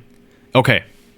So this is the base ruling as to what they ruled happened. So now I'm going to go into the next section, which is called the base reasoning. Here is the reasoning as to why they came to this decision. And right? just for context, it's not, this doesn't happen every injunction case. The judge in particular is the same guy who wrote the injunction ruling for the Minijin case from last year. He later on said, it's lots of media attention. Might as well describe everything that's going on instead of, try to make it muddy. So thank you to the judge who explained all of this in detail. Yeah. So here is the logic as to why they ruled this way. A court official explained, quote, while entertainers may terminate exclusive contract if mutual trust between the parties is broken, the burden of proving that the contractual relationship has been irreparably unattainable lies with the party seeking termination. A lot of big words there, but essentially, if an entertainer wants to break their contract, it is the responsibility of the entertainer to prove that the company has done wrong. That's what they're saying. It's the onus is on the New Jeans girls to prove that the contract has been broken. Yes. The court stated that the evidence submitted by New Jeans was insufficient to demonstrate that Adore had violated critical obligations under the contract or that the foundational trust had been irreversibly destroyed. It further added, this is the crux of this whole thing, quote, the dismissal of former CEO Minijin alone does not conclusively establish a gap in the producing work for New Jeans or prove that Adore lacks the intent or capability to fulfill its duties. That's like the crux of all of it. They're basically saying Adore/Hybe fired Minijin objectively. That's what happened. But just them firing her doesn't mean that there's going to be a gap in the way we take care of New Jeans, or that we cannot fulfill our duties as in this contract with you guys. That's essentially what the court is ruling here. That just firing the CEO does not mean the contract's invalid because nothing's been really broken. And a lot of people, myself included, were guessing that because of the confidence that New Jeans was, kind of putting out with this, they were like, lack of Minijin is a breach contract. A lot of us we're guessing that maybe Minijin was written into the contract. That does not sound like that is the case. This would be an appropriate time to bring that up if that was the case, but it does not seem like that's part of the contract. So I don't know where that. The way I'll put it is, let's say I'm employed when I was employed at the health department, right? And my boss's name was Grant, right? That was his name, great guy. And there are higher ups than Grant, right? Let's say they fired Grant and they switched Grant out. That doesn't mean I can sue the company all of a sudden to get out of my contract with the company. That's essentially what they're ruling here. They're saying just removing the CEO isn't enough to say that the contract's been violated. Unless it was written in right that when I'm working there, that Grant needs to be on staff or something like that. Right. Except Grant is nowhere near on that contract. So exactly. Yeah. So that's the way you can think about this. Additionally, the court noted, quote, there is insufficient evidence to substantiate the claims that HYBE interfered with Nujin's activities as alleged, nor has it been confirmed at this stage that Adore repeatedly or persistently violated obligations despite the members' demands for correction. So they're saying, I don't know about these Nujin's claims that they're saying that they did all these bad things. And they also said, like, the members kept asking for corrections, but the court was like, what are they supposed to be fixing? You know, that was what the court said. So that's that. That's the boring stuff. Now we're going to get to kind of for the K-pop people, the crux of this. So they made comments on like the specific things, like the abandoned Nujin section, the Hani ignore bullying, the Islet thing. They also made comments on all of those things as well. So I'm not going to talk about all of them, but I got some of them here. First thing, regarding the demand for the return of former Adore CEO Minijin, the court noted that Adore has the capacity to hire alternative producers and that the exclusive contract does not specify Minijin as the producer, as Warren speculated. Next one. The court also dismissed claims about a music industry report containing the phrase abandoned new, stating it was unlikely to mean abandoned Nujins and appeared to be part of a strategy for HYBE's other subsidiary, Source Music's girl group, LE SSERAFIM. So there was a document that went around that said like abandoned new, and people were like, does that mean they're gonna abandon Nujins? But what the courts more or less found is that no, it was a source document where they were grouping various groups together when they were doing market research, and one of the terms they said is Nujin should not be in this grouping with these artists. That's what it said. Right. It like remove them from the from the grouping, not abandon them from management. You know what I mean? That's what they ruled there. Yes. Now, in terms of Hani, regarding Hani's claims of being told, quote, ignore them by a B-Lift manager, the court found insufficient evidence to prove that the remark was made, noting CCTV footage showing the manager bowing in greeting. So, as the court said, it's like, you know, they showed us the footage, not of the actual ignoring incident. No one has that footage. We weren't presented with it, so we can't prove that it happened. Now, I get that there. So later, Nujins does address the fact that it's very hard for them to get any evidence because HYBE has all the evidence. And I think that's a fair statement as well on their part. Okay. But we could talk about that later. Next one. Claims of plagiarism by Islet were also dismissed as the submitted materials were insufficient to prove replication. And even if concepts were copied, like the Hanbok photos, they were deemed too ambiguous to qualify for intellectual property protection. Which kind of makes sense. We talked about that one pretty extensively a couple of weeks back. Like proving plagiarism needs to be very clear and cut, especially in court. It's very difficult. It's a very difficult thing to do in general. We could make people raise their eyebrows a little bit, but proving its legality is a little, you know. And then lastly, the court also ruled that intellectual property rights for Nujin's music video belongs to Adore and that the group cannot distribute or post such materials online without prior consent. This has to do with that Dolphiners thing. They said like Adore held all the rights to this music video. You can't just post it. I don't think it's in the exact article that you are looking at right now, but one other article I read, you know, before we started recording, essentially proved that Adore. Well, it said that Adore provided evidence that Apple actually did complain about the Dolphiner Studio situation. That was apparently presented in court, and you know, evidence is evidence. That was the kind of bits and pieces, and then I have like a final statement on it all, which I thought was kind of insightful. Okay. Adore argued that it had faithfully fulfilled its obligations under the exclusive contract with New Jeans, and that issues such as plagiarism controversy involving Islet or the Ignore remarks were not sufficiently substantiated as grounds for termination.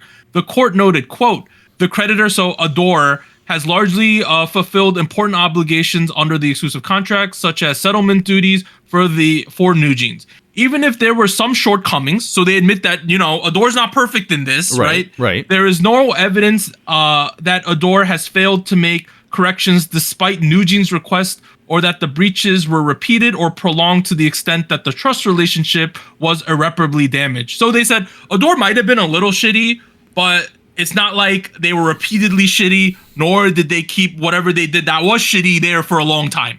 So that's essentially what they ruled there.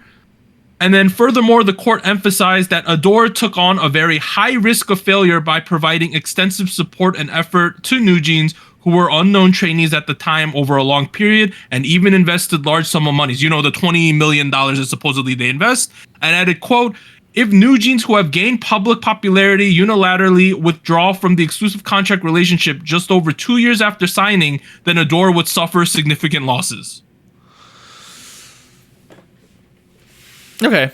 So is this the last article we have about the injunction ruling? Then we get back to more. No, we got a lot more stuff about New Jeans, but this is the last injunction article ruling breakdown. Yeah. Okay. Yeah. Let's talk about what this actually means. Court officially said there's not enough evidence to say New Jeans has the rights to leave and call themselves NJZ. I'm seeing a lot of wide diversity of reactions online. For all intents and purposes, I'm going to take the court ruling as the court ruling. It has legal value.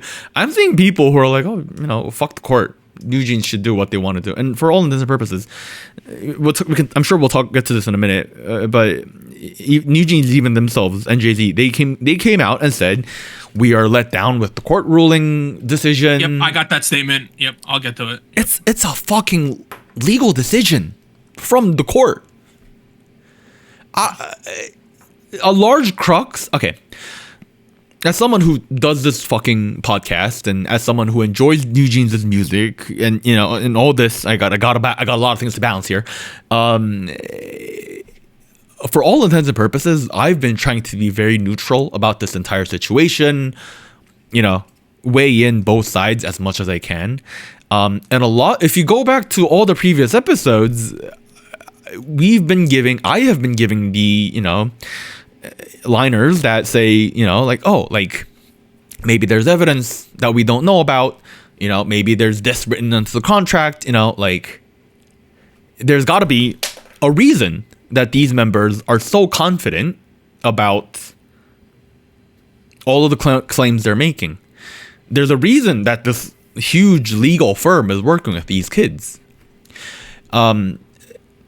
I'm a little let down, not gonna lie. There was nothing. There was no hidden card that was flipped, and we only signed the. You know what I mean? Seems like we got everything face value. There was no Trump. There was no ace in the sleeve or anything like that. No, there was no Joker card anywhere. The contract says Minijin must be our producer. There was nothing like that. Right. It's personally speaking, I don't know, don't get me wrong. I'm not expecting New Jeans, the members themselves, to be huge legal professionals that know the law and every line of the contract. You know what I mean? Don't get me wrong. I'm not calling them stupid, but I'm not saying they're fucking musicians. They're not gonna, you know what I mean? So in my head, I'm like, okay, you gotta pick your battles a little bit, man. You gotta pick your battles. This is not the weird thing. Yeah. The weird thing about this whole situation is that it seems like for the New Jeans girls, the crux of it was the firing of Minijin, right? Because everything else seems secondary, at least in my head, right? That's what it seems like, the crux of it. And if the court here ruled they could replace her and you guys are fine, right? Even if you're unhappy with it, it is what it is. The fact that the court ruled it that way, it's how I don't unless something else happens, I don't see the main court battle to be much different, right? No. Am I crazy in thinking that? Okay, I'm sure there are legal, English translations of the injunction ruling floating around the internet. Yeah. it makes it very clear that all claims from New Jeans were dismissed. That part is very clear. I'm trying to be just objective, face value as much as possible there, and that just, I don't know. Sure, you could go on to the actual lawsuit. I don't know. I really don't feel like this is going to be that much different. So I don't know. Like, we can talk more about the future in a second. Yeah. Let's keep going because I have like statements from both sides and things like that. So Adore released a statement. They're happy, obviously. We're deeply grateful for the wise decision, you know. Adore has been legally confirmed as New Jeans company. This is one of the things I got from the statement. We will also provide extensive on-site support so that this weekend's Complex Con performance will be held under the names New Jeans. So they're like, we won, right? But we're not going to be vindictive. We're going to let you do Complex Con, but we'll send people to come work with you. But, you know, it has to be under New Jeans because that's what the court ruled. In reality, it didn't turn out that way. We'll talk about that later. It's pretty controversial what actually happened. But on face value, Adore was minding their P's and Q's, doing legally what they're supposed to do. You know, they're like, we won, but we're not vindictive, is what they're trying to say, right? Like, which honestly, from a legal standpoint, that's what they're supposed to try to do right now. So, yeah, you know, like legally it is a messy and lawsuit. PR-wise, that's what you should be doing. I get that. Yeah. Yeah. So that happened. So then, okay, here's the New Jeans a statement. This is not all of it, but let me go through some of this. Okay. While we at NJZ, they're still referring themselves as NJZ, by the way, respect the court's decision, we believe that it fails to take into account the complete loss of trust our members have placed in Adore. Due to the fast-paced nature of the conservation proceeding, the decision was issued only about 2 weeks after the hearing date, which did not provide sufficient opportunity to present all of the facts in court. So they're claiming we did not have enough time to give the evidence. So this is another thought bubble here. Furthermore, due to the asymmetry of information, Adore and HYBE have all the information about the members' entertainment activities, while the members have to contact the relevant people one by one to request information. Many people are reluctant to cooperate because of the pressure and fear of retaliation that comes with being involved with the lawsuit. That's a fair point, I think. What they're basically saying here is we could potentially have more evidence, but who do we have to get this evidence from? Adore and HYBE. So it's very awkward. Okay, that's fair. That's what they're saying. That's fair. Yeah. That's a really fair point, I think. Like the CCTV footage, they might lie and say we don't have it when they do. You know, things like that. That's what they're implying here. I think that's a very fair point. They also said, we plan to appeal today's preliminary injunction decision, and we plan to argue additional issues through the appeals process, supplementing our arguments as much as possible. So they said, we're not going to wait till the main case. We're going to even appeal this, is what they're saying. Okay. That's a part of the process. You are welcome to appeal if you don't agree with it. Yep, they said the preliminary injunction is a provisional decision. There is an ongoing main proceeding between Adore and the members to determine the validity and exclusive agreement, and we will reiterate that the agreement was unlawfully terminated at the court hearing date scheduled for April 3rd. So that's when the main thing is going to start.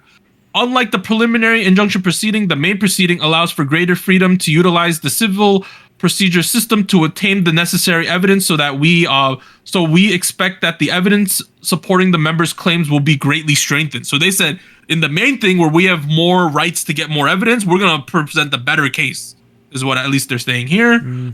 They said, we've stated many times before, we reiterate that we cannot be associated with an agency that has insulted our character and defamed us regardless of the financial implications. The reason we are pursuing this lawsuit is to defend our values and human rights. And then they finally stated, meanwhile, we have decided to participate at the Complex Con concert scheduled for March 23rd after much consideration to prevent any damage to the fans who are looking forward to us being there. Okay. We'll have to see, you know? We'll have to see if they get better evidence. Yeah. Okay. Reports came out today that they did indeed go ahead and submit an appeal. Yes, I have that over here. Oh, okay. They announced legal action. Oh, no, not the cons. It's this one. Okay. On the 24th, legal sources reported that the 5 members of New Jeans have filed an objection with on the 21st with the Seoul Central District Court. So, okay. Boom. Okay. They are appealing. Let's keep going. I don't need this one anymore. Let me go over here. New Jeans side over here. So they announced we're gonna do the performance, boom, at ComplexCon. But it was controversial in itself, right? Like, okay, the way I'll describe it is, they lost the lawsuit, right? Which means that they have to be New Jeans, not NJZ, right? Yes. Technically, legally speaking. HYBE stated that we sent staff from Adore to work with them in Hong Kong, right? They claim that our staff could not contact NJZ.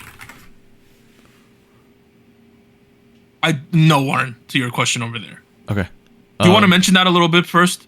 Sorry. I just sent Doug a message off screen for a minute. They had an interview with the Times. And the reason I bring this up, and it's not like we need to cover every interview that this group has done with everybody. The Times interview that they put out the day after they dropped, the results came out, and they released their official statement.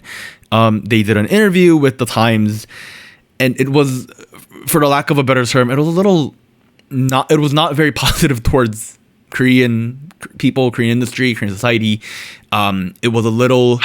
I did hear about this, but there wasn't huge waves. But continue. I did hear about this. I think this I bring this up because this is where the Korean general public's opinion shifted a whole lot more. Like the injunction ruling, obviously, that would also shift the opinion. But now you got an interview where they say, oh, well, I think the Korean people, I was let down by the Korean court system. I was let down by the Korean legal system. Like they said stuff along the lines of, they don't like the way Korea views them. It feels like the industry, they're trying to fix the industry, that sort of thing. They spoke out against the industry, the people, society, legal system, that sort of thing. That's not a good PR move. That's just a terrible PR move, man. Like, so the public kind of pivoted. That's a huge part of where the Korean public pivoted, myself included, not gonna lie. I don't know, just does not feel like that should be what you're telling the public a moment after you say you respect the court decisions, you know what I mean?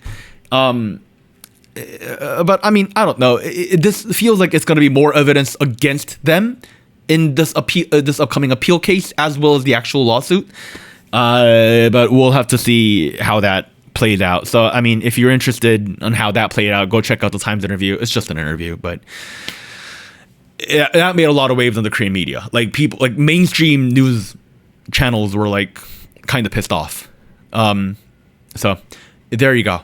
Let's get back to the ComplexCon. They had a show, 23rd. They had a show. They did ComplexCon. I want to shout out to KME because he gave me a good description of what happened. He was up and he was watching apparently. So the members. So number one, they did not perform any New Jeans stuff right off the bat. No New Jeans stuff. I don't know if this is true, but I heard that they were announced as NJZ, not New Jeans, while they were there. Okay. Additionally, they performed the new song called Pit Stop. We're going to talk about that at the end of the show. While they were performing that show, there's images on the back, background images, and all of the background images says NJZ. Like, none of it says New Jeans. And, like, Minji's leggings say NJZ on it. Like, it says chapter NJZ. Like, from what I just heard from this court decision, I don't think we were allowed to do that. And as I said, Adore, the staff that they apparently sent to Hong Kong, said we couldn't even get in contact with them.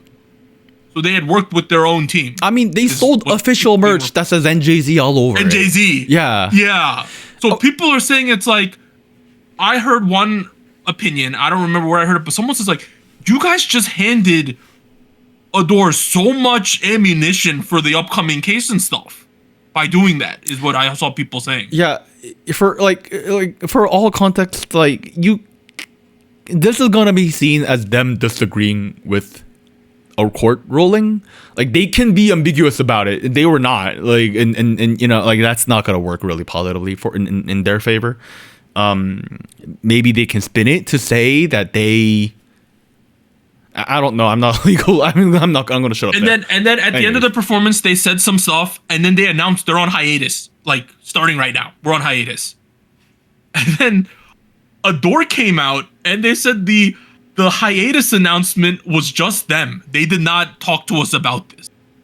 They just did it. Adora is not aware of this supposed hiatus. No, they said, in spite of the court's ruling, the group ultimately performed at Complex, but they all agreed to do that, right? Additionally, selling merchandise with the NJZ name at the event. During the performance, they also announced that the temporary hiatus.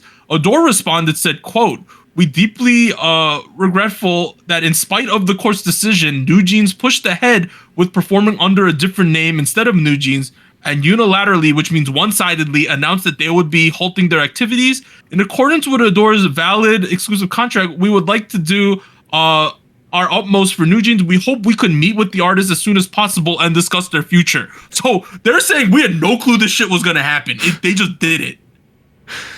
Oh man. Right after the court, like a couple days after the court ruling. Okay, let's talk about the hiatus. Yeah. It could be a thing in the contract. It might not be a thing in the contract. We don't know. You know what I mean? Like, we don't know. We don't know who has the legal right to put them on hiatus at the moment. People are having people are having these discussions even on our Discord. People are like, okay, this hiatus, right?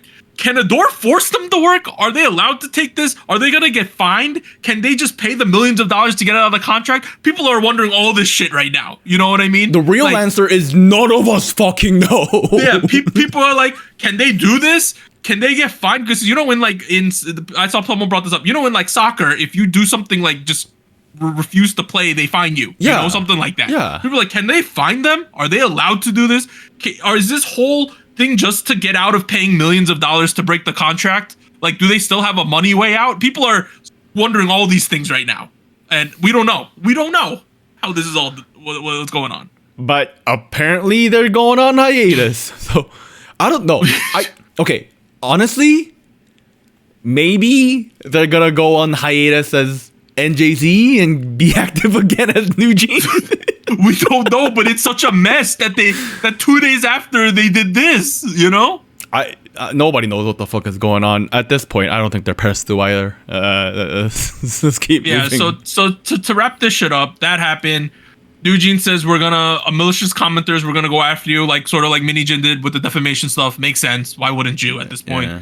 And today, okay, this one. Oh shit! Did you see this? No, I did not. Warren? No. So, former Adore CEO Mini Jin has been officially fined by the Ministry of Employment and Labor for biased intervention in the workplace, bullying, and sexual harassment case of a female employee. So they're not saying she sexually harassed someone, but essentially, once this person brought up the fact that they were being sexually harassed at the workplace and things like that, she apparently like bullied her into silence, and the court ruled that this did happen. God damn. Although the former CEO kept denying the allegations, the government investigation has confirmed Mini Jin's violation of the duty to objectively and impartially investigate the issue to an extent of an illegal and unethical activity when said complaint was filed have also been acknowledged, including verbal abuse to the employee who was sexually harassed. Damn. So let's go through the decision. This is a translation of what the findings were. So this employee dropped this, right? They wrote, "I received the Labor Office decision notice via registered mail. Thank you sincerely for your support. Many have expressed curiosity about the results, so I'm sharing the key points below." So this is what the courts found about this petition. Number one, Min Hee-jin's failure to conduct an impartial investigation was recognized, resulting in a fine. So she did not do a good job of investigating. Petition 2, workplace harassment, including verbal abuse, etc., by Mini Jin was acknowledged, and she was fined for that as well. While the degree of recognition was only 12%, the fine reflects a significant level of accountability. She was accountable enough to have been fined.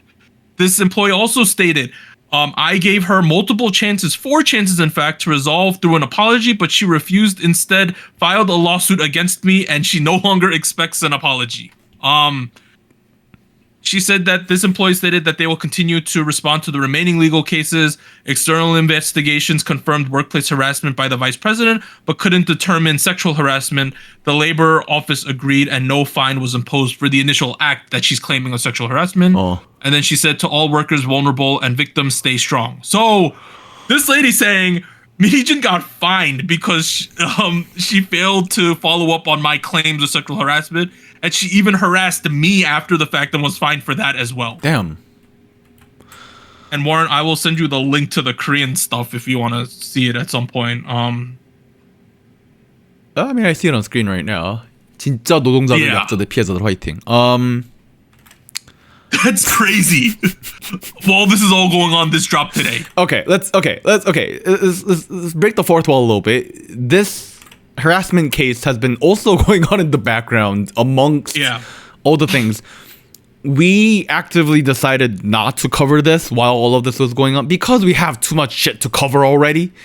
I guess this is where this ended up. Big shame. Don't do this. Not that you have the right to anymore going forward because you're not the CEO of anything.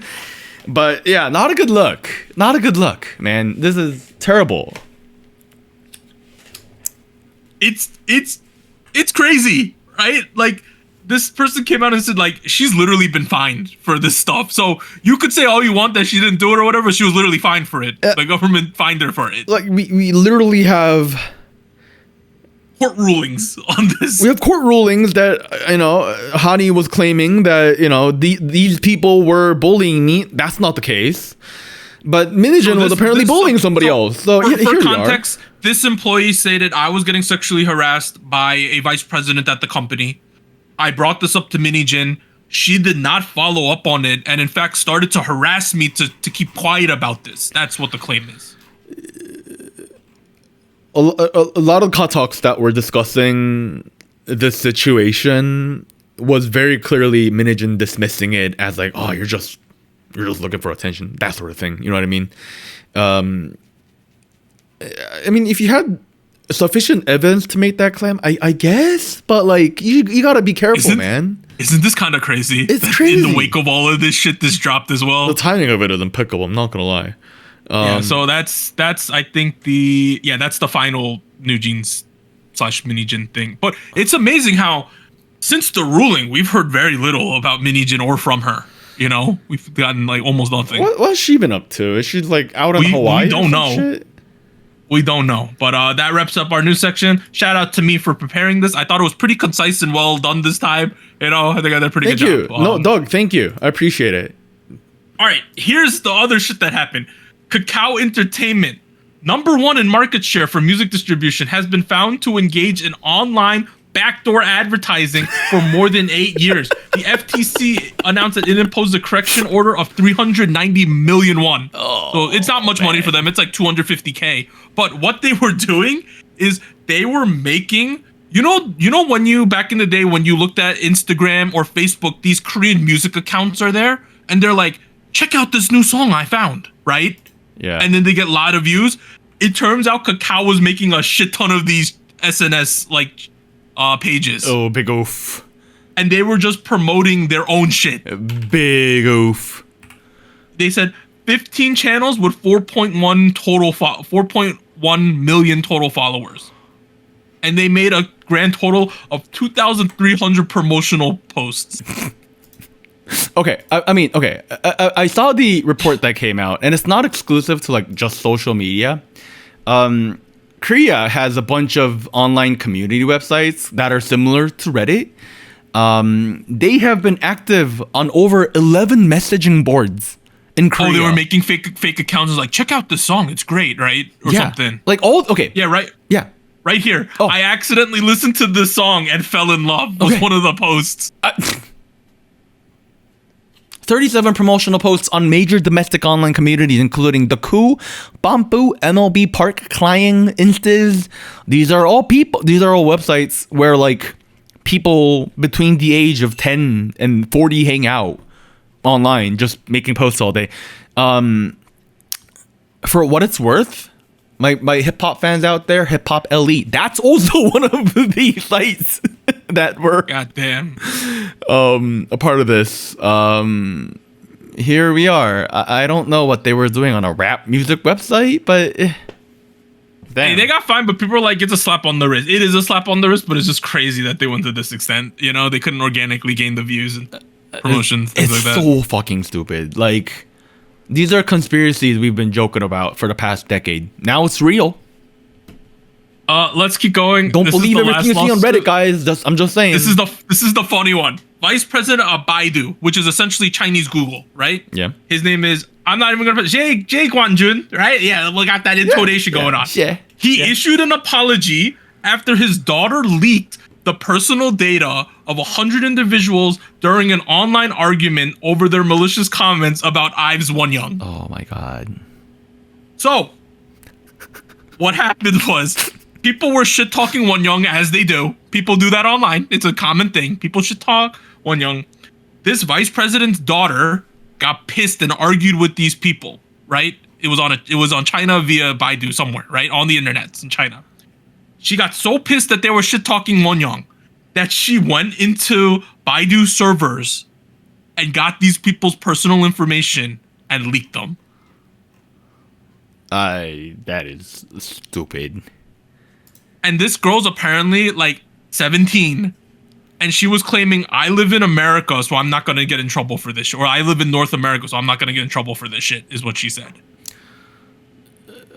I'm sure she got in trouble with her dad. So people are like, how did this guy's teenage daughter have access to the Baidu servers? Because, you know, in Korea and other places like China, most accounts are tied to your equivalent of a social security number, right? Yeah.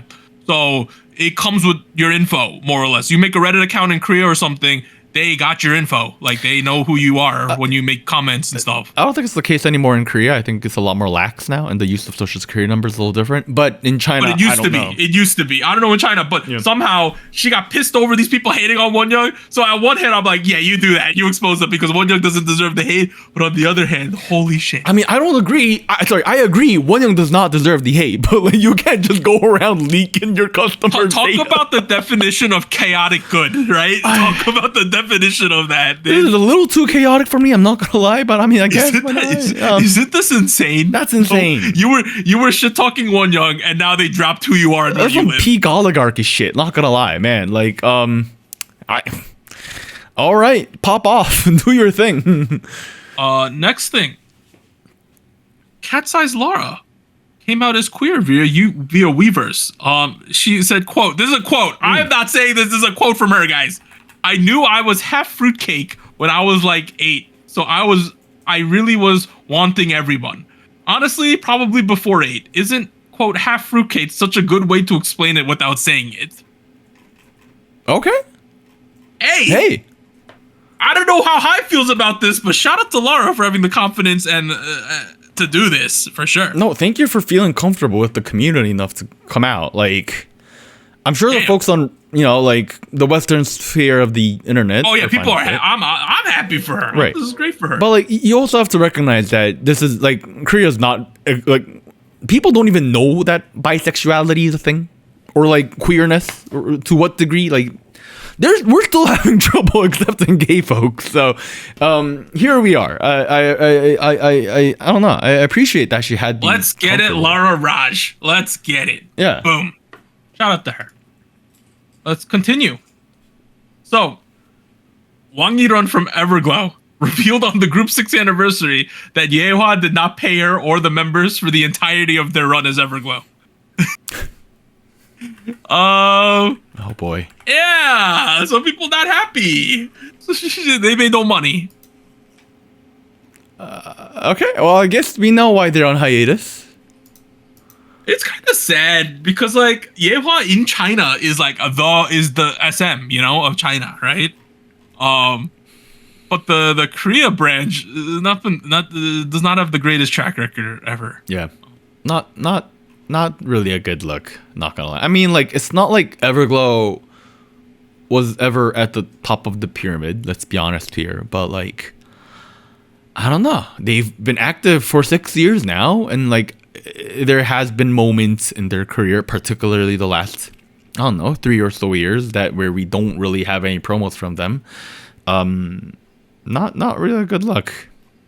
Yeah, and especially because in China, Yehua is like really revered. They have like the girls who were formerly in Uju Sonyo who are all doing very well in China. Oh. You have people like Wang Yibo, who's an extremely popular actor.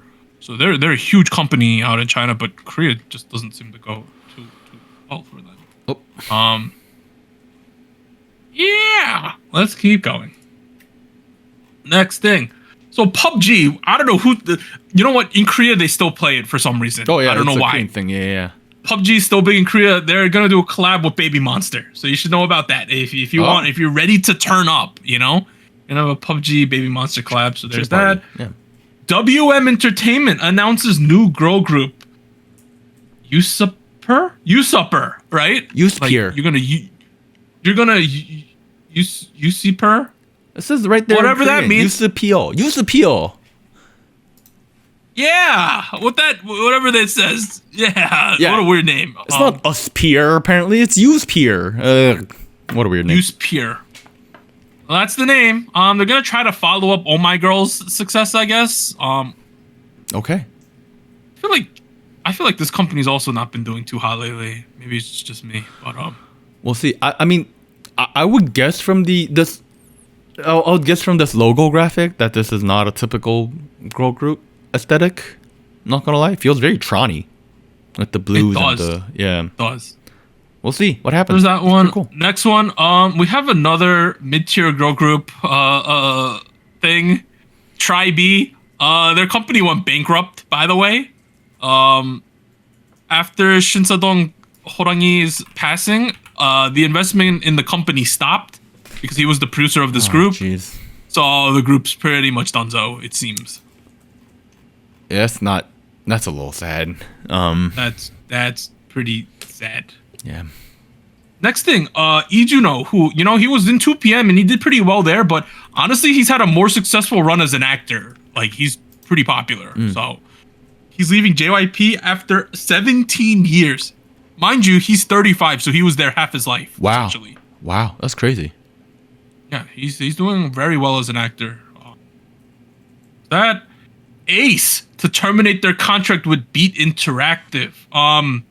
And the company stated, unlike our past practice, we will allow Ace to freely use the group name and content without any conditions. Hey, that's kind of nice of them, right? A lot of these companies hold on to the trademarks and stuff. But we do not know if the lineup's going to stay together or what's going to happen there. But they are leaving their original company. I got one happy contract news.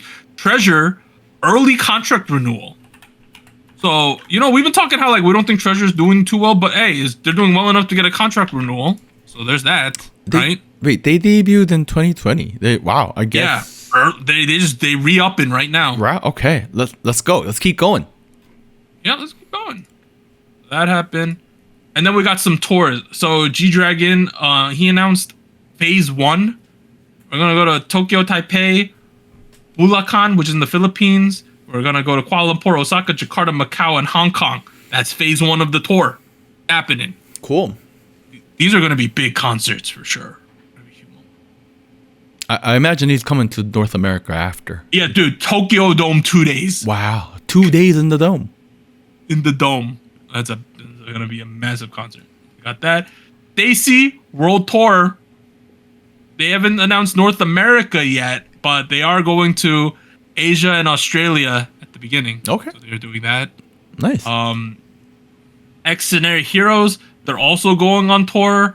They're gonna go all over the world, it seems. This is like a real band tour. They're going all over the place. Daegu's stuck in the middle there on July 20th. That's a little random. They gotta go from Atlanta to Texas in 2 days. This is gonna be kind of and all the way across to LA again in 4 days. They gotta go Singapore to Brooklyn like 5 days later. Oh my god. Damn. All right. Yeah, good luck to you guys. Schedule. You got that. We got JB. He's also having a tour in the United States. So if you're a fan of GOT7's JB, you can go see him. We also got Twice to headline Lollapalooza 2025. And other K-pop acts include Boys Next Door, Extraordinary Heroes, Kickflip, Cat's Eye, and I believe they're a band, Wave to Earth. Yes. Could be wrong about indie, that. Yeah, Korean indie band. other. Yes. Hey, if you look at this, right? Rufus, Do Sol, and Twice on Saturday. Damn. They're literally a headlining.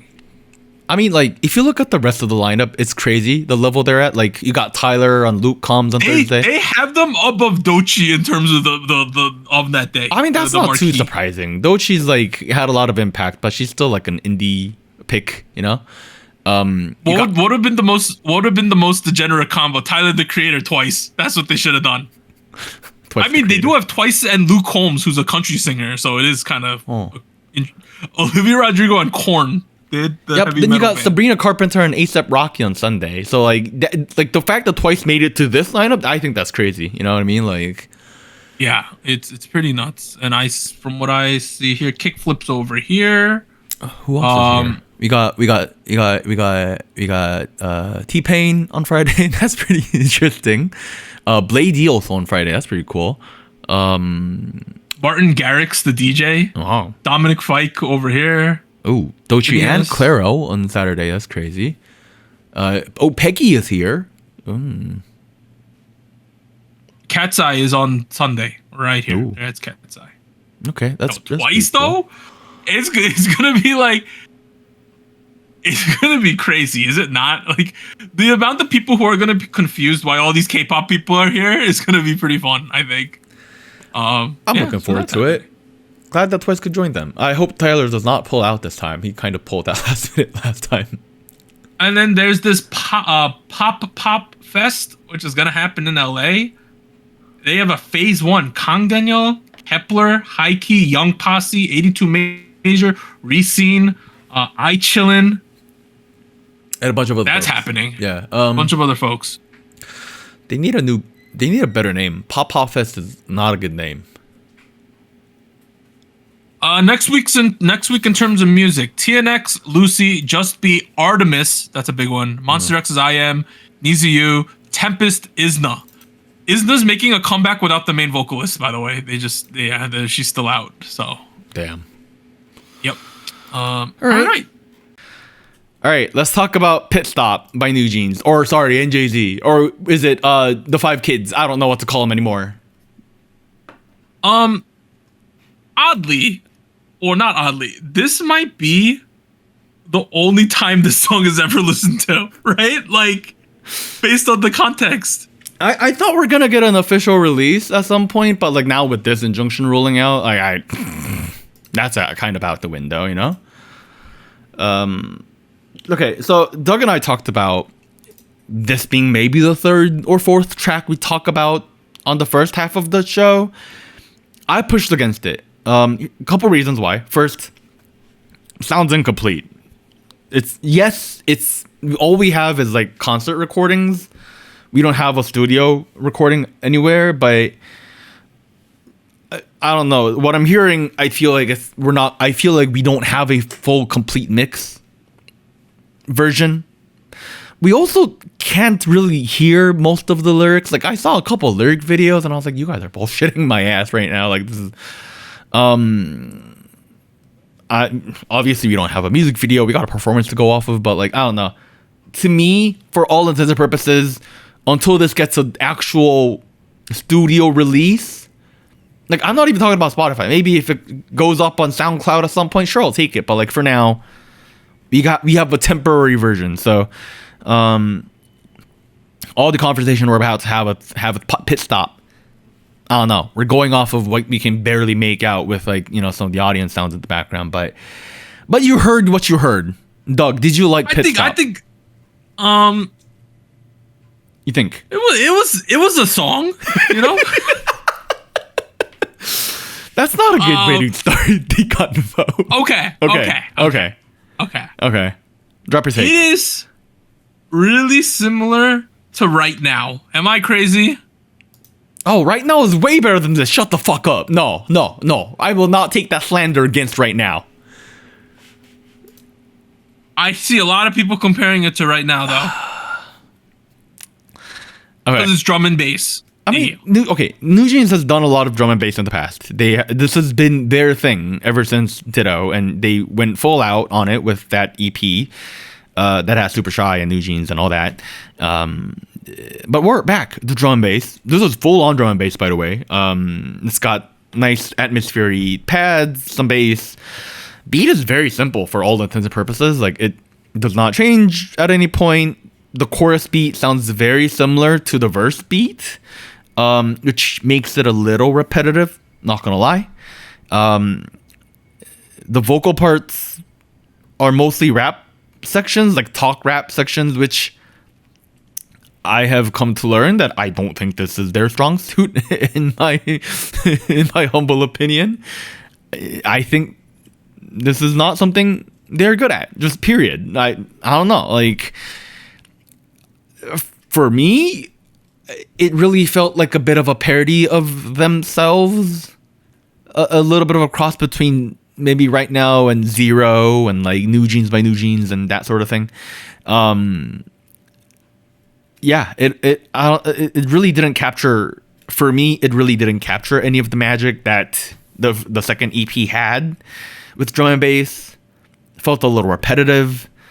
Obviously, I can't really make out the lyrics that they're hearing, but you know, like it's not like there was a key memorable moment. I figured out some of the lyrics. I thought the couple of versions I saw were pretty cleaned up. But, yeah. Okay. Maybe I just got checked out with some bad versions, but I don't know. What do you think? What did you think? Well, number one, I was happy to see New Jeans perform. Okay, okay. I agree with that. I agree with that. Also, whoever decided to style Danielle like that, oh my God. Holy shit. Yeah. Let's do some more of that. Yeah. Right? That was great. I thought her styling was crazy. The goggles. We had blonde. Oh. Yeah, her styling was awesome. It kind of feels like, well, number one, if you think about it, they got to style themselves however the F they wanted this time, right? Like, there was no company to tell them no, right? Yeah. So it was interesting to see. It was a lot more mature styling than what we were used to with them, I would say, for sure. Yeah, I mean, like the way they've worded it in the past on their social channels, they said continuously that they want to try out different things. You know, the teaser images we got with NJZ was a very big shift from where we saw New Jeans in the past. So to me, it was very clear and very evident that they want to change things up a little bit in terms of the aesthetics and like creativity. Maybe they're working with the creative director to some degree. We don't really know. Like, they have alluded to having some sort of management label. We don't know who that is at this point. I have some guesses that we can talk about in a minute. Because actually, should we just talk about it right now? I don't know. I think they might just not have anybody backing them at the moment. Is that a crazy take to make? Not the biggest take ever. Yeah. You know? Like, okay. What have we seen? What are all the tangible outputs we've seen from NJZ so far? We've got this track, the performance that came with it, the visuals that, you know, came with the NJZ announcement with the red eyes and whatnot. You got the NJZ logo. We got the visual teasers for NJZ, the bracelet thing, the bracelet motif, as well as the rabbit motif that has letters as its face. And then we had that, you know, play into merch. It kind of felt like an incomplete package. Like, don't get me wrong, this is not an official release. They have not dropped an EP or a single to any degree. But like, for example, like if you go ahead and look at the performance videos, there's like barely any visuals behind them. You know what I mean? Like, typically a K-pop performance has a lot of graphic visuals going on in the background, like motion graphics. You know what I mean? The choreo, like, I'm not a choreo professional, and you know, maybe I'm hoping Anita can, you know, add a little bit more to this, but I kind of got the vibe that the choreo felt a little disorganized and not typically what we get from this group. You know what I mean? Felt a little. I mean, it was very different, right? It was a lot more. So the main move was the arm spinning, right? That was the main move. And they kind of did like a cascade, right? One kid comes in, another kid comes in, then more kids come in, they do it, right? It's hard to tell. Like, it's really hard to judge this without a music video, to be completely honest, right? Because it was very chaotic. It's hard to, with the depth perception of the fan cams I'm seeing. It's hard to tell. I did think, I think some of the moves looked good. Like, certain members, like specifically Danielle, was dancing her ass off this entire performance, right? I thought she did a particularly good job.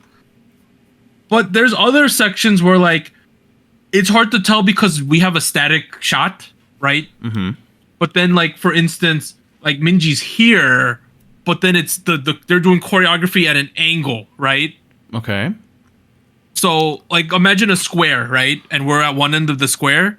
So like You're saying we're Minji's off in at the side angle, so we can't really see the no, entire I'm saying view. the video I saw was straight up front. We're in the front, right? That's the video I've seen as well. Yeah. And let's say Minji's in the middle, but then the rest of the girls are lined up in a diagonal, right? From the front, it looks kind of jumbled, but from the camera side, it might look better. Okay, that's know what I mean? fair. Okay, now I see what you mean. Because there were a couple instances, I'm like, what the F is this formation? But then I realized where the cameraman was. And I was like, oh, that probably explains why it doesn't look that good from the front, right? So I was trying to judge it. Like, the base dance moves I thought were okay, but in terms of the formations, I couldn't really tell if they were working or not, to be completely honest. I don't know. Maybe it's the bias I'm pulling off here, but like the part that turned me off a whole bunch was that intro bit where like you have Minji standing alone and the four members join her eventually. They walk in and then they turn around. They start walking towards the camera, and I don't know, something about that felt very just random and not very.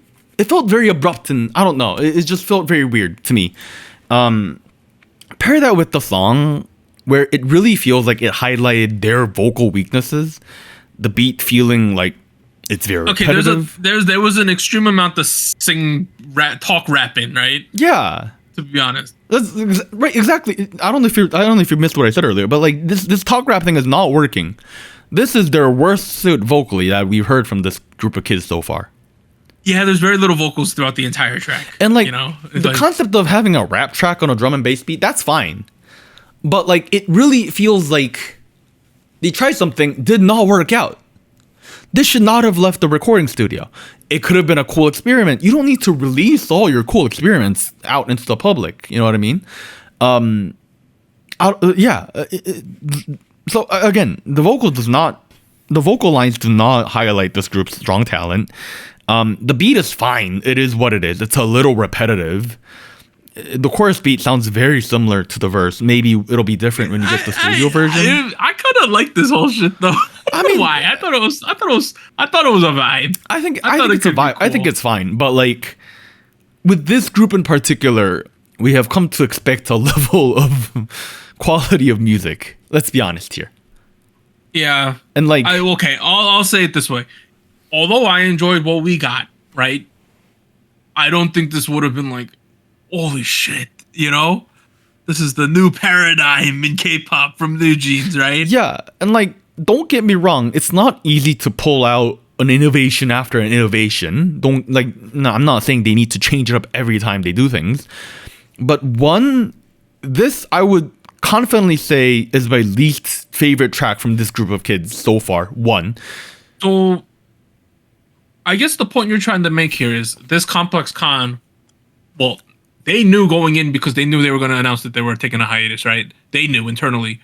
So this was the one shot to be like, let's show everyone what they're going to miss, right? I guess is essentially what the stage was, right? So one-time opportunity to be like, let's show the people at home what we can do without being bound by a door. And then we got this, right?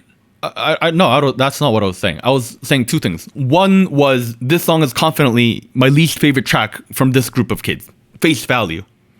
Like implications aside, you know what I mean? I don't agree with that. That's fine. But personally, for me, like this feels the least like a complete package of music. One. Number two, kind of similar to what you said, this was an opportunity to showcase how NJZ is different from New Jeans. That didn't really happen. This feels like a B-side off of that Super Shy EP. You know what I mean? That's the vibe I'm getting. That I could agree with. Yeah. Now, it did not sound like a title track to me. No. Sorry, what were you saying about this being the opportunity to showcase? Well, all I was trying to say was that they knew that this was probably the only time that they're going to get to perform as New Jeans for a long while, right? Because they use the word hiatus, and hiatuses are long, right? Oh. And it was their opportunity to hit a grand slam to garner public will. You know what I mean? Yeah. If honestly, if the song was really fucking good, the public opinion would shift again. That's how it always is. A musician, regardless of everything that happens around them, is always judged by the music. There are controversial musicians who are super successful because their music is really good. Kanye is, at the moment, doing really shittily because of two things. His music is terrible, and because he's on social media, he's a fucking lunatic. So, we bring it back to NJZ. If this would have been, I guess I agree with you in that way. This was an opportunity to shift the narrative a little bit. I don't think it was good enough for that. The fact that they thought it was, the fact that they chose this to go with for this run, See, I don't know. I don't know. I think you're being a little tough on them, to be completely honest. Like, I know you have really high, sky-high expectations, right? I didn't. You know? Like, I get based on track record, we should have really high expectations. But I give them a big pass based on circumstance. I mean, I'm not saying this song is terrible. I mean, you said it's their worst song ever. Yeah, I mean, I don't think that's... So you think this is better than Cookie, right? For you? Yeah. I mean, worse than Cookie. Oh, yeah. Oh. This is way worse than Cookie. You kidding? Worse than Zero. I like Zero more than this. I think that's too far. That is all I'm saying. I think the song is undercooked and incomplete in its current state at the moment. Yeah, but you also said you couldn't even hear the song. So yeah. I mean, I feel like I guess the point I'm trying to make is with a proper music video and with the music video where they get to not live vocals, with AR, well, essentially, right? Edited vocals because they would record in the studio, they put it on a music video. I feel like it would have been better. You don't think so?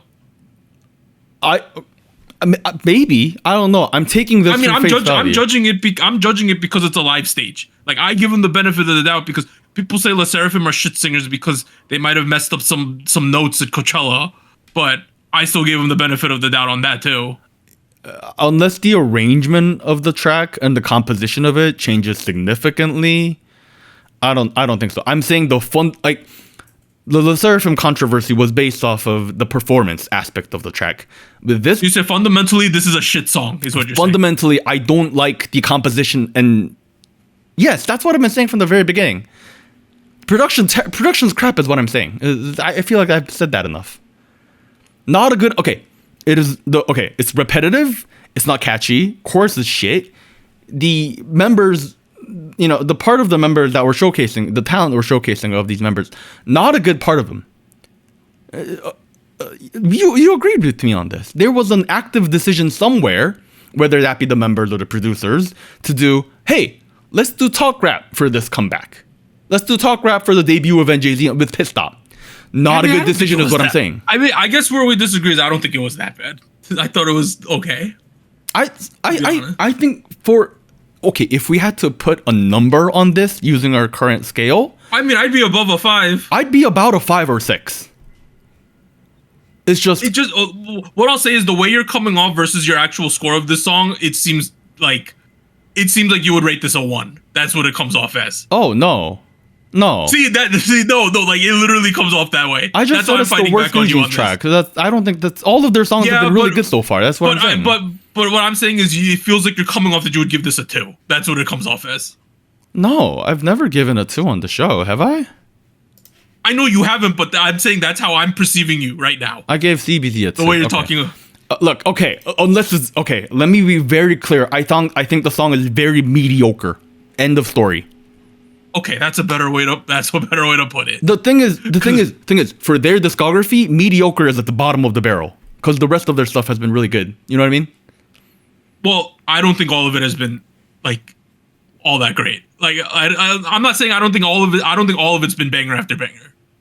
I don't disagree with you on that. I just think this has probably been the weakest of all the weaker songs. Maybe a 4? I don't know, man. Like, I know what you're saying, but it's not how you're coming off. That's all I'll say. Like, okay, I mean, like, I've literally given it a number. I don't know how more clear you want me to be at this point. Okay, relax. Like, I just like for me, right? like I would give 0 and like Cookie. I don't like Cookie either. I give it like a 5, right? Okay. For me, if I got a proper music video, I could probably give this like a 6 or a 7. Like Really? Yeah, I think it's okay. Okay, I mean that's you, man. Like I've given the bullet list of why I think the song falls short. Production feels underbaked. Composition is not interesting. Song pacing is off. Talk rap is out there. I don't know, man. Like I don't know. I also don't know what the reception to this song is, because I don't think everyone has even seen it, because you have to have to be invested enough to look it up, right? Because it's not just available. Yeah. Right? And a lot of the copies of it on Twitter and stuff are the first copies, you know, the ones, the posts that blew up or the posts that were posted first, and a bunch of them are shitty, right? Yeah. As well. And I had to go through like 4 or 5 different iterations of like trying to find a YouTube video that has some audible vocals. Yeah.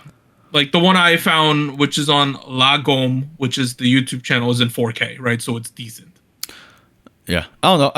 Okay, let me try to sum up what I'm trying to say so that I'm not sounding extreme in whichever direction. I think the song is pretty average for the rest of the industry.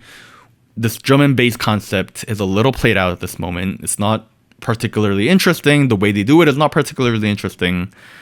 The talk rap was a terrible decision. The composition of it is kind of whatever. The beat is not interesting.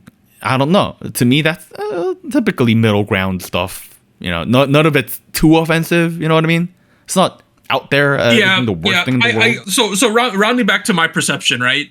If I said all those things, I would give it like a 2. But for you, that's a 5. You know what? That's where we're having a disconnect. Yeah, that seems to be the crux of our disconnect here. If I said those type of things about a song, I give it a 2. You know? Okay. But for you, that's middle of the road. I feel like you should know this by now. We've done this. I get it, but if I said anything's half baked, it's getting like a 3. You know? If like for me, half baked means this shit ain't ready. It's ass. Why did you put it out? That's a 3. You know? That's the disconnect we're having. Okay. I mean, you at least see that, right? If I said a song's half, like I don't say words like that. If I said a shit's half baked, it's getting a horrendous score. Is half baked not something I know the meaning of? Imagine you're baking something, you're cooking something, it's like incomplete. A piece, like a loaf of, but a loaf of bread, and it's still all dough. That's terrible. You can't feed you. No one can ingest that. That's how I think of it. Okay, partially implemented is partially implemented. Like imagine you ate a piece of bread and it's not even cooked. That's half baked. Okay, all right. I'm sorry for using the wrong adjective. I don't know. It's mediocre. It's average. It's okay. It's fine. This makes sense then. I feel like I've been pretty consistent with my scoring scale the past 21 episodes. I think you are, but I think you like. I think the contrast of the way me and Anita think about an average song versus you is extremely different, consistently. Right?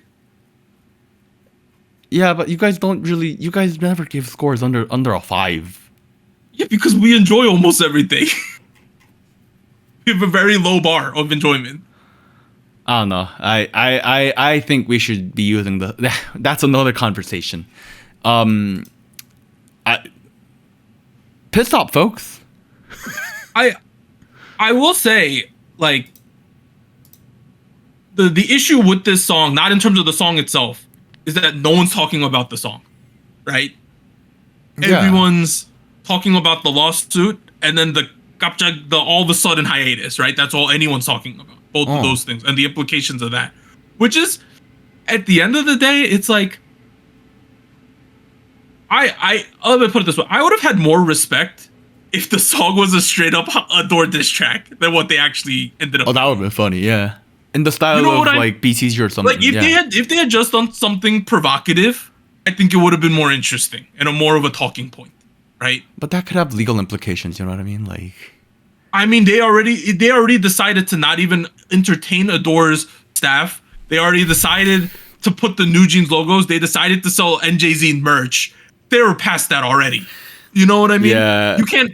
That's my point. Is that they committed to being rebels on this, but then they didn't actually make a rebellious stance. They just like halfway did that. You know. Let's talk about what could come next with these folks, right? Because that's also a thing we said we talk about is how do you get out of this situation? So at the end of the day, right? If we You're covering your eyes. Yeah, because this is ridiculous. unless they find, like, you know how they keep saying, like, we haven't been able to say our part, we haven't been able to express ourselves. You know how they keep saying that at this point, right? Unless they like at what point? I don't know, like, this is my frustration with New Jeans. At what point do they say we've completely presented our side and we're happy with what we've presented? Where is that, right? That's my curiosity in all this, because, like, it seems that, let's say, as the precedent holds that they lose the main case, they're just gonna it just feels like they're just gonna say we didn't get to present our side. You know what I mean? It just feels like that's inevitable at this point, which is my frustration. And I get that it's not fair because Adore holds a lot of the evidence. I completely understand that, and I'm sympathetic to that. But at the end of the day, if you were willing to get to this point with this lawsuit, and you were willing to back Minhee-jin to this level, what's the end game? What's the plan to win? You know? I don't understand. Like, how do they win? Right? How do they win this? Which I just don't see it right now. Based on the output we got, I'm not very confident that there is a full management team or creative team working with them at the moment. I'm gonna guess that they don't. Beats can be purchased from anybody. Lines could be written by anybody. You know, the members could have written themselves. You know, the graphic assets we saw could have been just graphic assets that they got some freelancers to do. You know what I mean? Like, there doesn't seem to be a cohesive package at the moment with NGZ. Does not feel like there is a creative force working with them. Whether that be Minhee-jin or whoever the fuck in this industry, you know what I mean? And also, they don't even mention her anymore, which is crazy as well, because she's the crux of this whole entire thing. I mean, right? You know, that kind of lines up with what the rest of they were saying is like this isn't just about Minhee-jin, but mom, you know what I mean? Like, at what point? Like, here's my other thing. At what point are they gonna turn on? Like, I'm not saying on each other as in the members. At what point is the New Jeans families plus kids and the Minhee-jin camp gonna, like, it seems like at a certain point they're gonna start blaming each other for this shit too. Does it not? Like, how far are they gonna go down with the ship? You know, that's what I'm also wondering. That could happen. I don't know. I don't know if one is more likely than the other. I also see them going down the ship. You know what I mean? Like, because at one point, if they lose the lawsuit, which is the questions people are talking about on our Discord, how are they allowed to just like hiatus whenever they want to legally? Right? Can they find them? Like, is this whole lawsuit just so they don't have to pay? Like, is there a exit clause, like $1 million buyout clause in itself? I mean, no. Like, the lawsuit is the only lawsuit going on between NGZ and Adore at the moment is Adore saying, please, it's follow the contract we wrote. Right, is more or less what it is. The only contract going on at the moment is that. The only lawsuit going on at the moment is that, yes, the contract is valid. Legal system, please agree with us. That's what that is. Yeah. NGZ didn't sue anybody. So, no, what I'm saying is, I wonder if at the bottom of this contract, there's a buyout clause and it's a shit ton of money and they going through this whole process because they don't want to pay it. I'm curious about that. You know what I mean? Like, let's say you could get out of this contract if you pay $10 million per head, right? I mean, there are always going to be a contract termination condition. That's right. Yeah, that's going to be there. And you can't really make a contract without termination clauses. Like, that's And if this whole thing, you remember back in the day, they're like Minhee-jin's talking to everyone, and maybe the oil barons and these people and whatever. What I'm curious at this point, where are these people who want them so much out of Adore as well? You know what I mean? Because based on the stuff we heard, it was all speculated, but we heard Minhee-jin was talking to all these outside forces to help them get out of the company so she could make a new company. And from at least at what I've seen at this point, none of these people exist. See, okay, right? That's exactly what I was. Okay, to take the other side of the conversation is like, there's clearly marketability and profitability with this group because there are diehard fans online. People have flew to Hong Kong to see this shit. There is a demand. Now, that's gotta mean like if there are people who are able to pay like buy this group with by paying their termination, they should go ahead and do it at this point. That's what I don't understand also. Like, if I feel like at least with the 50-50 situation, we knew that it was the Givers, the backed by Warner Music, pulling the strings of this. Right? At least we knew that there was someone pulling the strings. But all we have right now is these girls and their parents and Minijin and some of their staff, and that's it. Right? That's it. There were some rumors of one of the members' uncles and like that thing Double Link or some shit, I forget. There was apparently that company that was apparently backing them financially or whatever the fuck for a while. I don't know if that's true, but other than that, like, I am not buying any of this Saudi bull crap. Like, like that is. It's just like at this point, it's like when I heard this court's decision, and I was like, oh, they lost. That sucks. But then when I read the document as to why they lost, the logic of it, and at the bottom of the logic, they said, yeah, this is a common sense decision, right? Is what one of the lawyers said. And I said, yes. In my head, the second I read that, I said, you know what? I agree. This is very common sense based on what I just read. Yeah. Yeah. And I was like, this sucks because I want New Jeans to do well. But then when I read that bottom line where the lawyer said, this is a very common sense decision for this court. And I was like, you know what? It freaking feels like it is, And I was like, holy shit, we're done. That's what I thought. I mean, yeah, that's exactly what I was saying. This entire time we've been going, oh, maybe there's this other thing that we don't know. Oh. None of that existed. I just got so discouraged. Like, I knew they might have lost this initial thing, but I was like, instead of just complaining that we haven't been able to say anything, even though you've been able to submit evidence, I was like, there has to be some reason they're fighting this hard. There has to be some wording or some way that they have a chance to win this. But based on what I've seen, I don't think they win this shit, and it's crazy.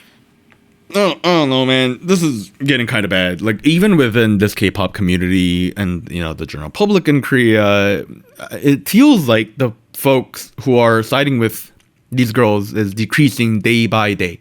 The amount of aggressive comments I get about these people that I have to delete every week is, that does not cease, is what I'll say. And for all, just in case it's not clear, just because the court rulings came out does not mean you can say fucking aggressive bullshit like Nugent should go die. They're a fucking stupid little. You can't say that. That's stupid. Don't go to that extent, please. But I think it's a little fair to be a little let down.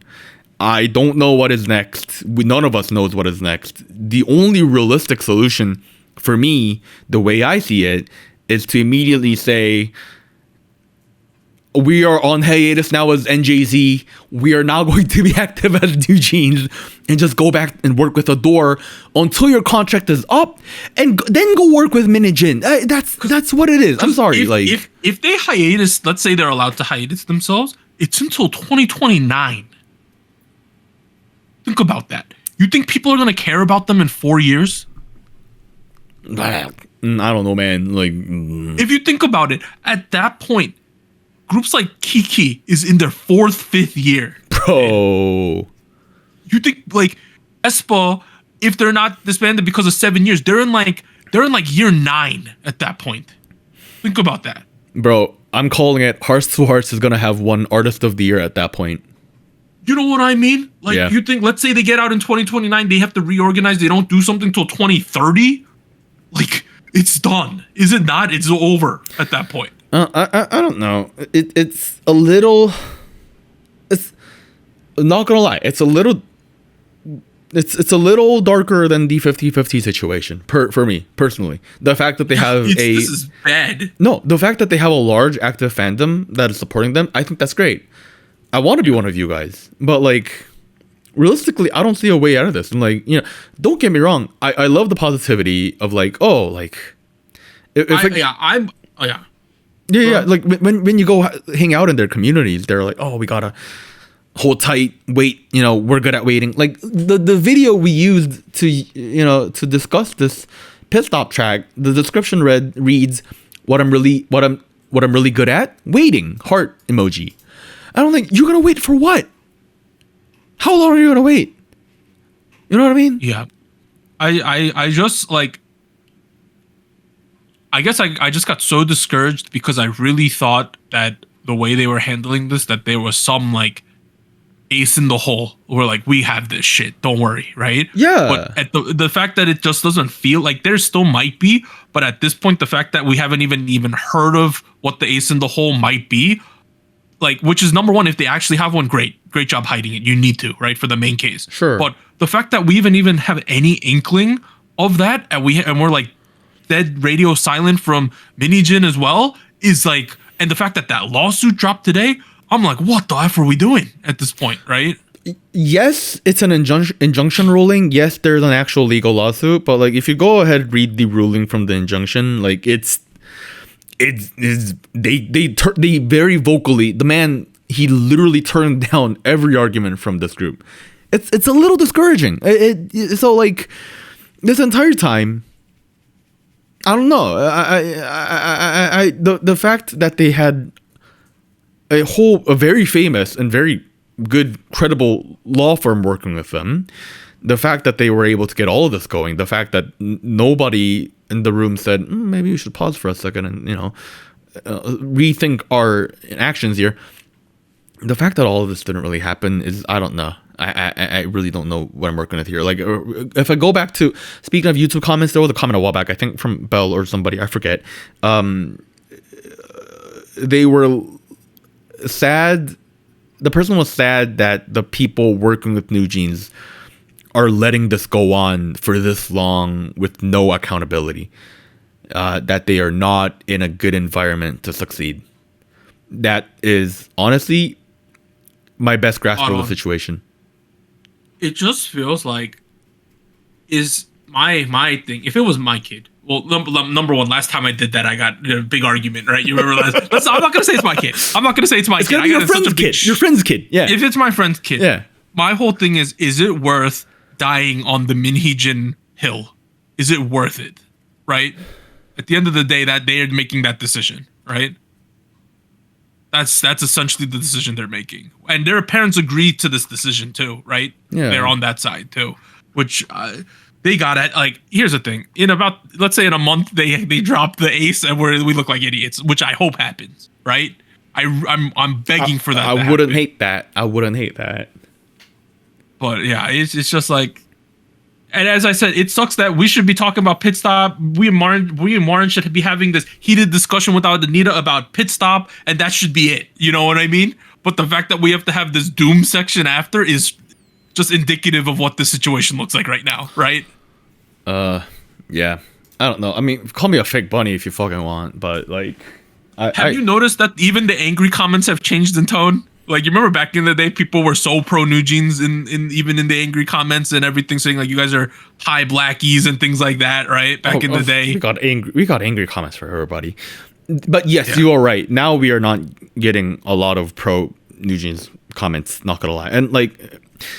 Call me a sellout. I don't know. Like I have the EP in my background. I consider the first EP from New Jeans top 50 best albums in my Warren list of music. You know what I mean? Like, I think what the group has done for the industry is game changing and some of the most innovative stuff for Korean pop music in general, not just K-pop. But this is a little difficult to follow for me. It's tough, and it also feels like every month we go without them being positive, like, movement in this, because there's lawsuits and they're going to take forever and their peers are rising up. It's just like, what are we doing here? You know? Yeah. Like, we just let New Jeans get Artist of the Year while we're doing like nothing, you know, things like that, right? Like, we're seeing how big IVE is getting, and they might have giant qualms with their companies too, but they can see that, like, you know, we got to do a cost benefit analysis here on if that's worth it or not, right? Yeah. You know? Yeah. A lot of the times we talk about a song, like we talked about Pit Stop today. We go, hey, song's not good, but it feels like I should still be excited for the next comeback because of these reasons. I don't know if I can completely be confident about this group or what Aurora's going to put out. Obviously, I don't know what the creative force is going to look like if they go back to New Jeans. if they don't go back to New Jeans, I don't know what the creative force is going to look like. Pit Stop is not a good indicator of their creative force. So I don't know. It's a little difficult to stay positive and excited for me at the moment. Not gonna lie. I mean, for me, this was like getting a taste. Like, okay, so to sum up, Warren thought the song was mid. Douglas took a while to process Warren's I'm thinking sorry, it was mid. maybe 4 or 5-ish level. I don't know. Doug, would you give it a number? Like, if it had a good music video, maybe like a 6. Oh, okay. That is not bad at all. I just thought it was okay. All right, you know, that's fair. And I think I was just so happy to see them also. But so we think it's like that, but we're begging for something on the legal side to happen that's positive, more or less. So you just like I just can't believe we're at this point and this is where we're at, you know? That's where I am on that. I don't know, on the music side, maybe like drop a SoundCloud mixtape or some shit. I don't know, like what if they all they should adopt like a fake alternative personalities and anonymously start releasing music or something. Could you imagine? They could be the MF5 MF Jeans, you know, put masks on. Put masks. The artist formerly known as NJZ. But it's just a shame because they're in the prime. They should have been doing a world tour this year. We should be excited. And it's like, at the end of the day, I get that Mini Jin is who you guys think built you up. But at a certain point, like, you got to make I mean, they made a decision, so I got to respect them on that. But it's just like, I can't believe we're at this point, right? In March of 2025, after a year of this shit, I can't believe we're at this point. Has it been a year now? It's almost a year. I remember it happened April almost last a year. Yeah. Yeah, and all we got is that they lost the injunction. That's all we've done. Okay. Well, hang tight, because we're going to keep going for the next 2 or so years. And just so you guys know, the main case is going to take way longer than this injunction thing. It's not going to take 2 weeks. So, if for instance, that Minhee-jin sexual harassment and like abuse of the employee thing, that case first dropped 2022, by the way, was the first time it was reported on. So it took 3 years for them to figure that out. I mean, to compare this with the 50-50 situation. The fact of the matter is their situation is still ongoing, but they are no longer the first thing we cover on the show whenever something happens. No. Right? Like, Doug, like you organize the news section. It's typically now the second or third thing. This is eventually going to end up in that situation as well, where we're eventually going to start focusing on other things. Yeah, we're just going to have to wait till the big ruling eventually happens, it seems like. And we don't know what it's going to look like once we get to that situation. Maybe they're going to win this next appeal. I don't know. Like Doug said, I hope we're all going to look like idiots in a month, but we'll have to see, I guess. We'll have more fun when Anita comes back. Maybe she'll give some input on this as well. We took off the guardrails this week. It got spicy, which I think it should sometimes. We should have serious discussions, especially in the after show, because that's what we're here for. I think we got spicy to a good level today. Thank you for the conversation. Yeah. It was a good debate. I liked it. I liked it fun. too. Our voices were raised, but in a healthy level, I think. In a healthy way. Yeah. And for once, it wasn't an argument where we had no clue what each of us were actually meaning. We got to a conclusion. Warren and I have one argument a year where we literally meant the same thing, and we just argue about it for 2 hours. We do this once a year. And then we're always angry, but we don't know what to say because we're angry shit, about. We're kind of agreeing. This one felt very focused, and it was good. It was productive. Right. You know, handshake. It was fun. Okay, good debate. Let us know what you think. You join our server if you want to talk about New Jeans.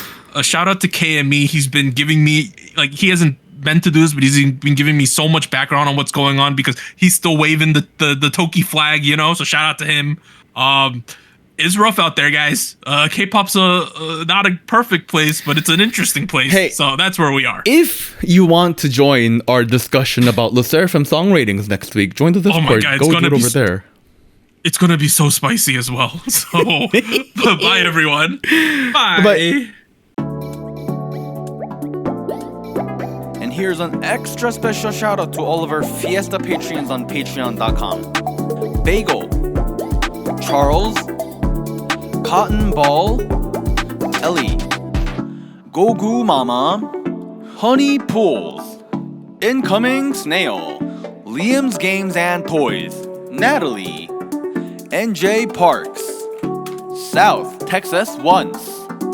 See you, Sumi. And thank you for joining Soju Talk, your weekly shot of K-pop. Thank you, really.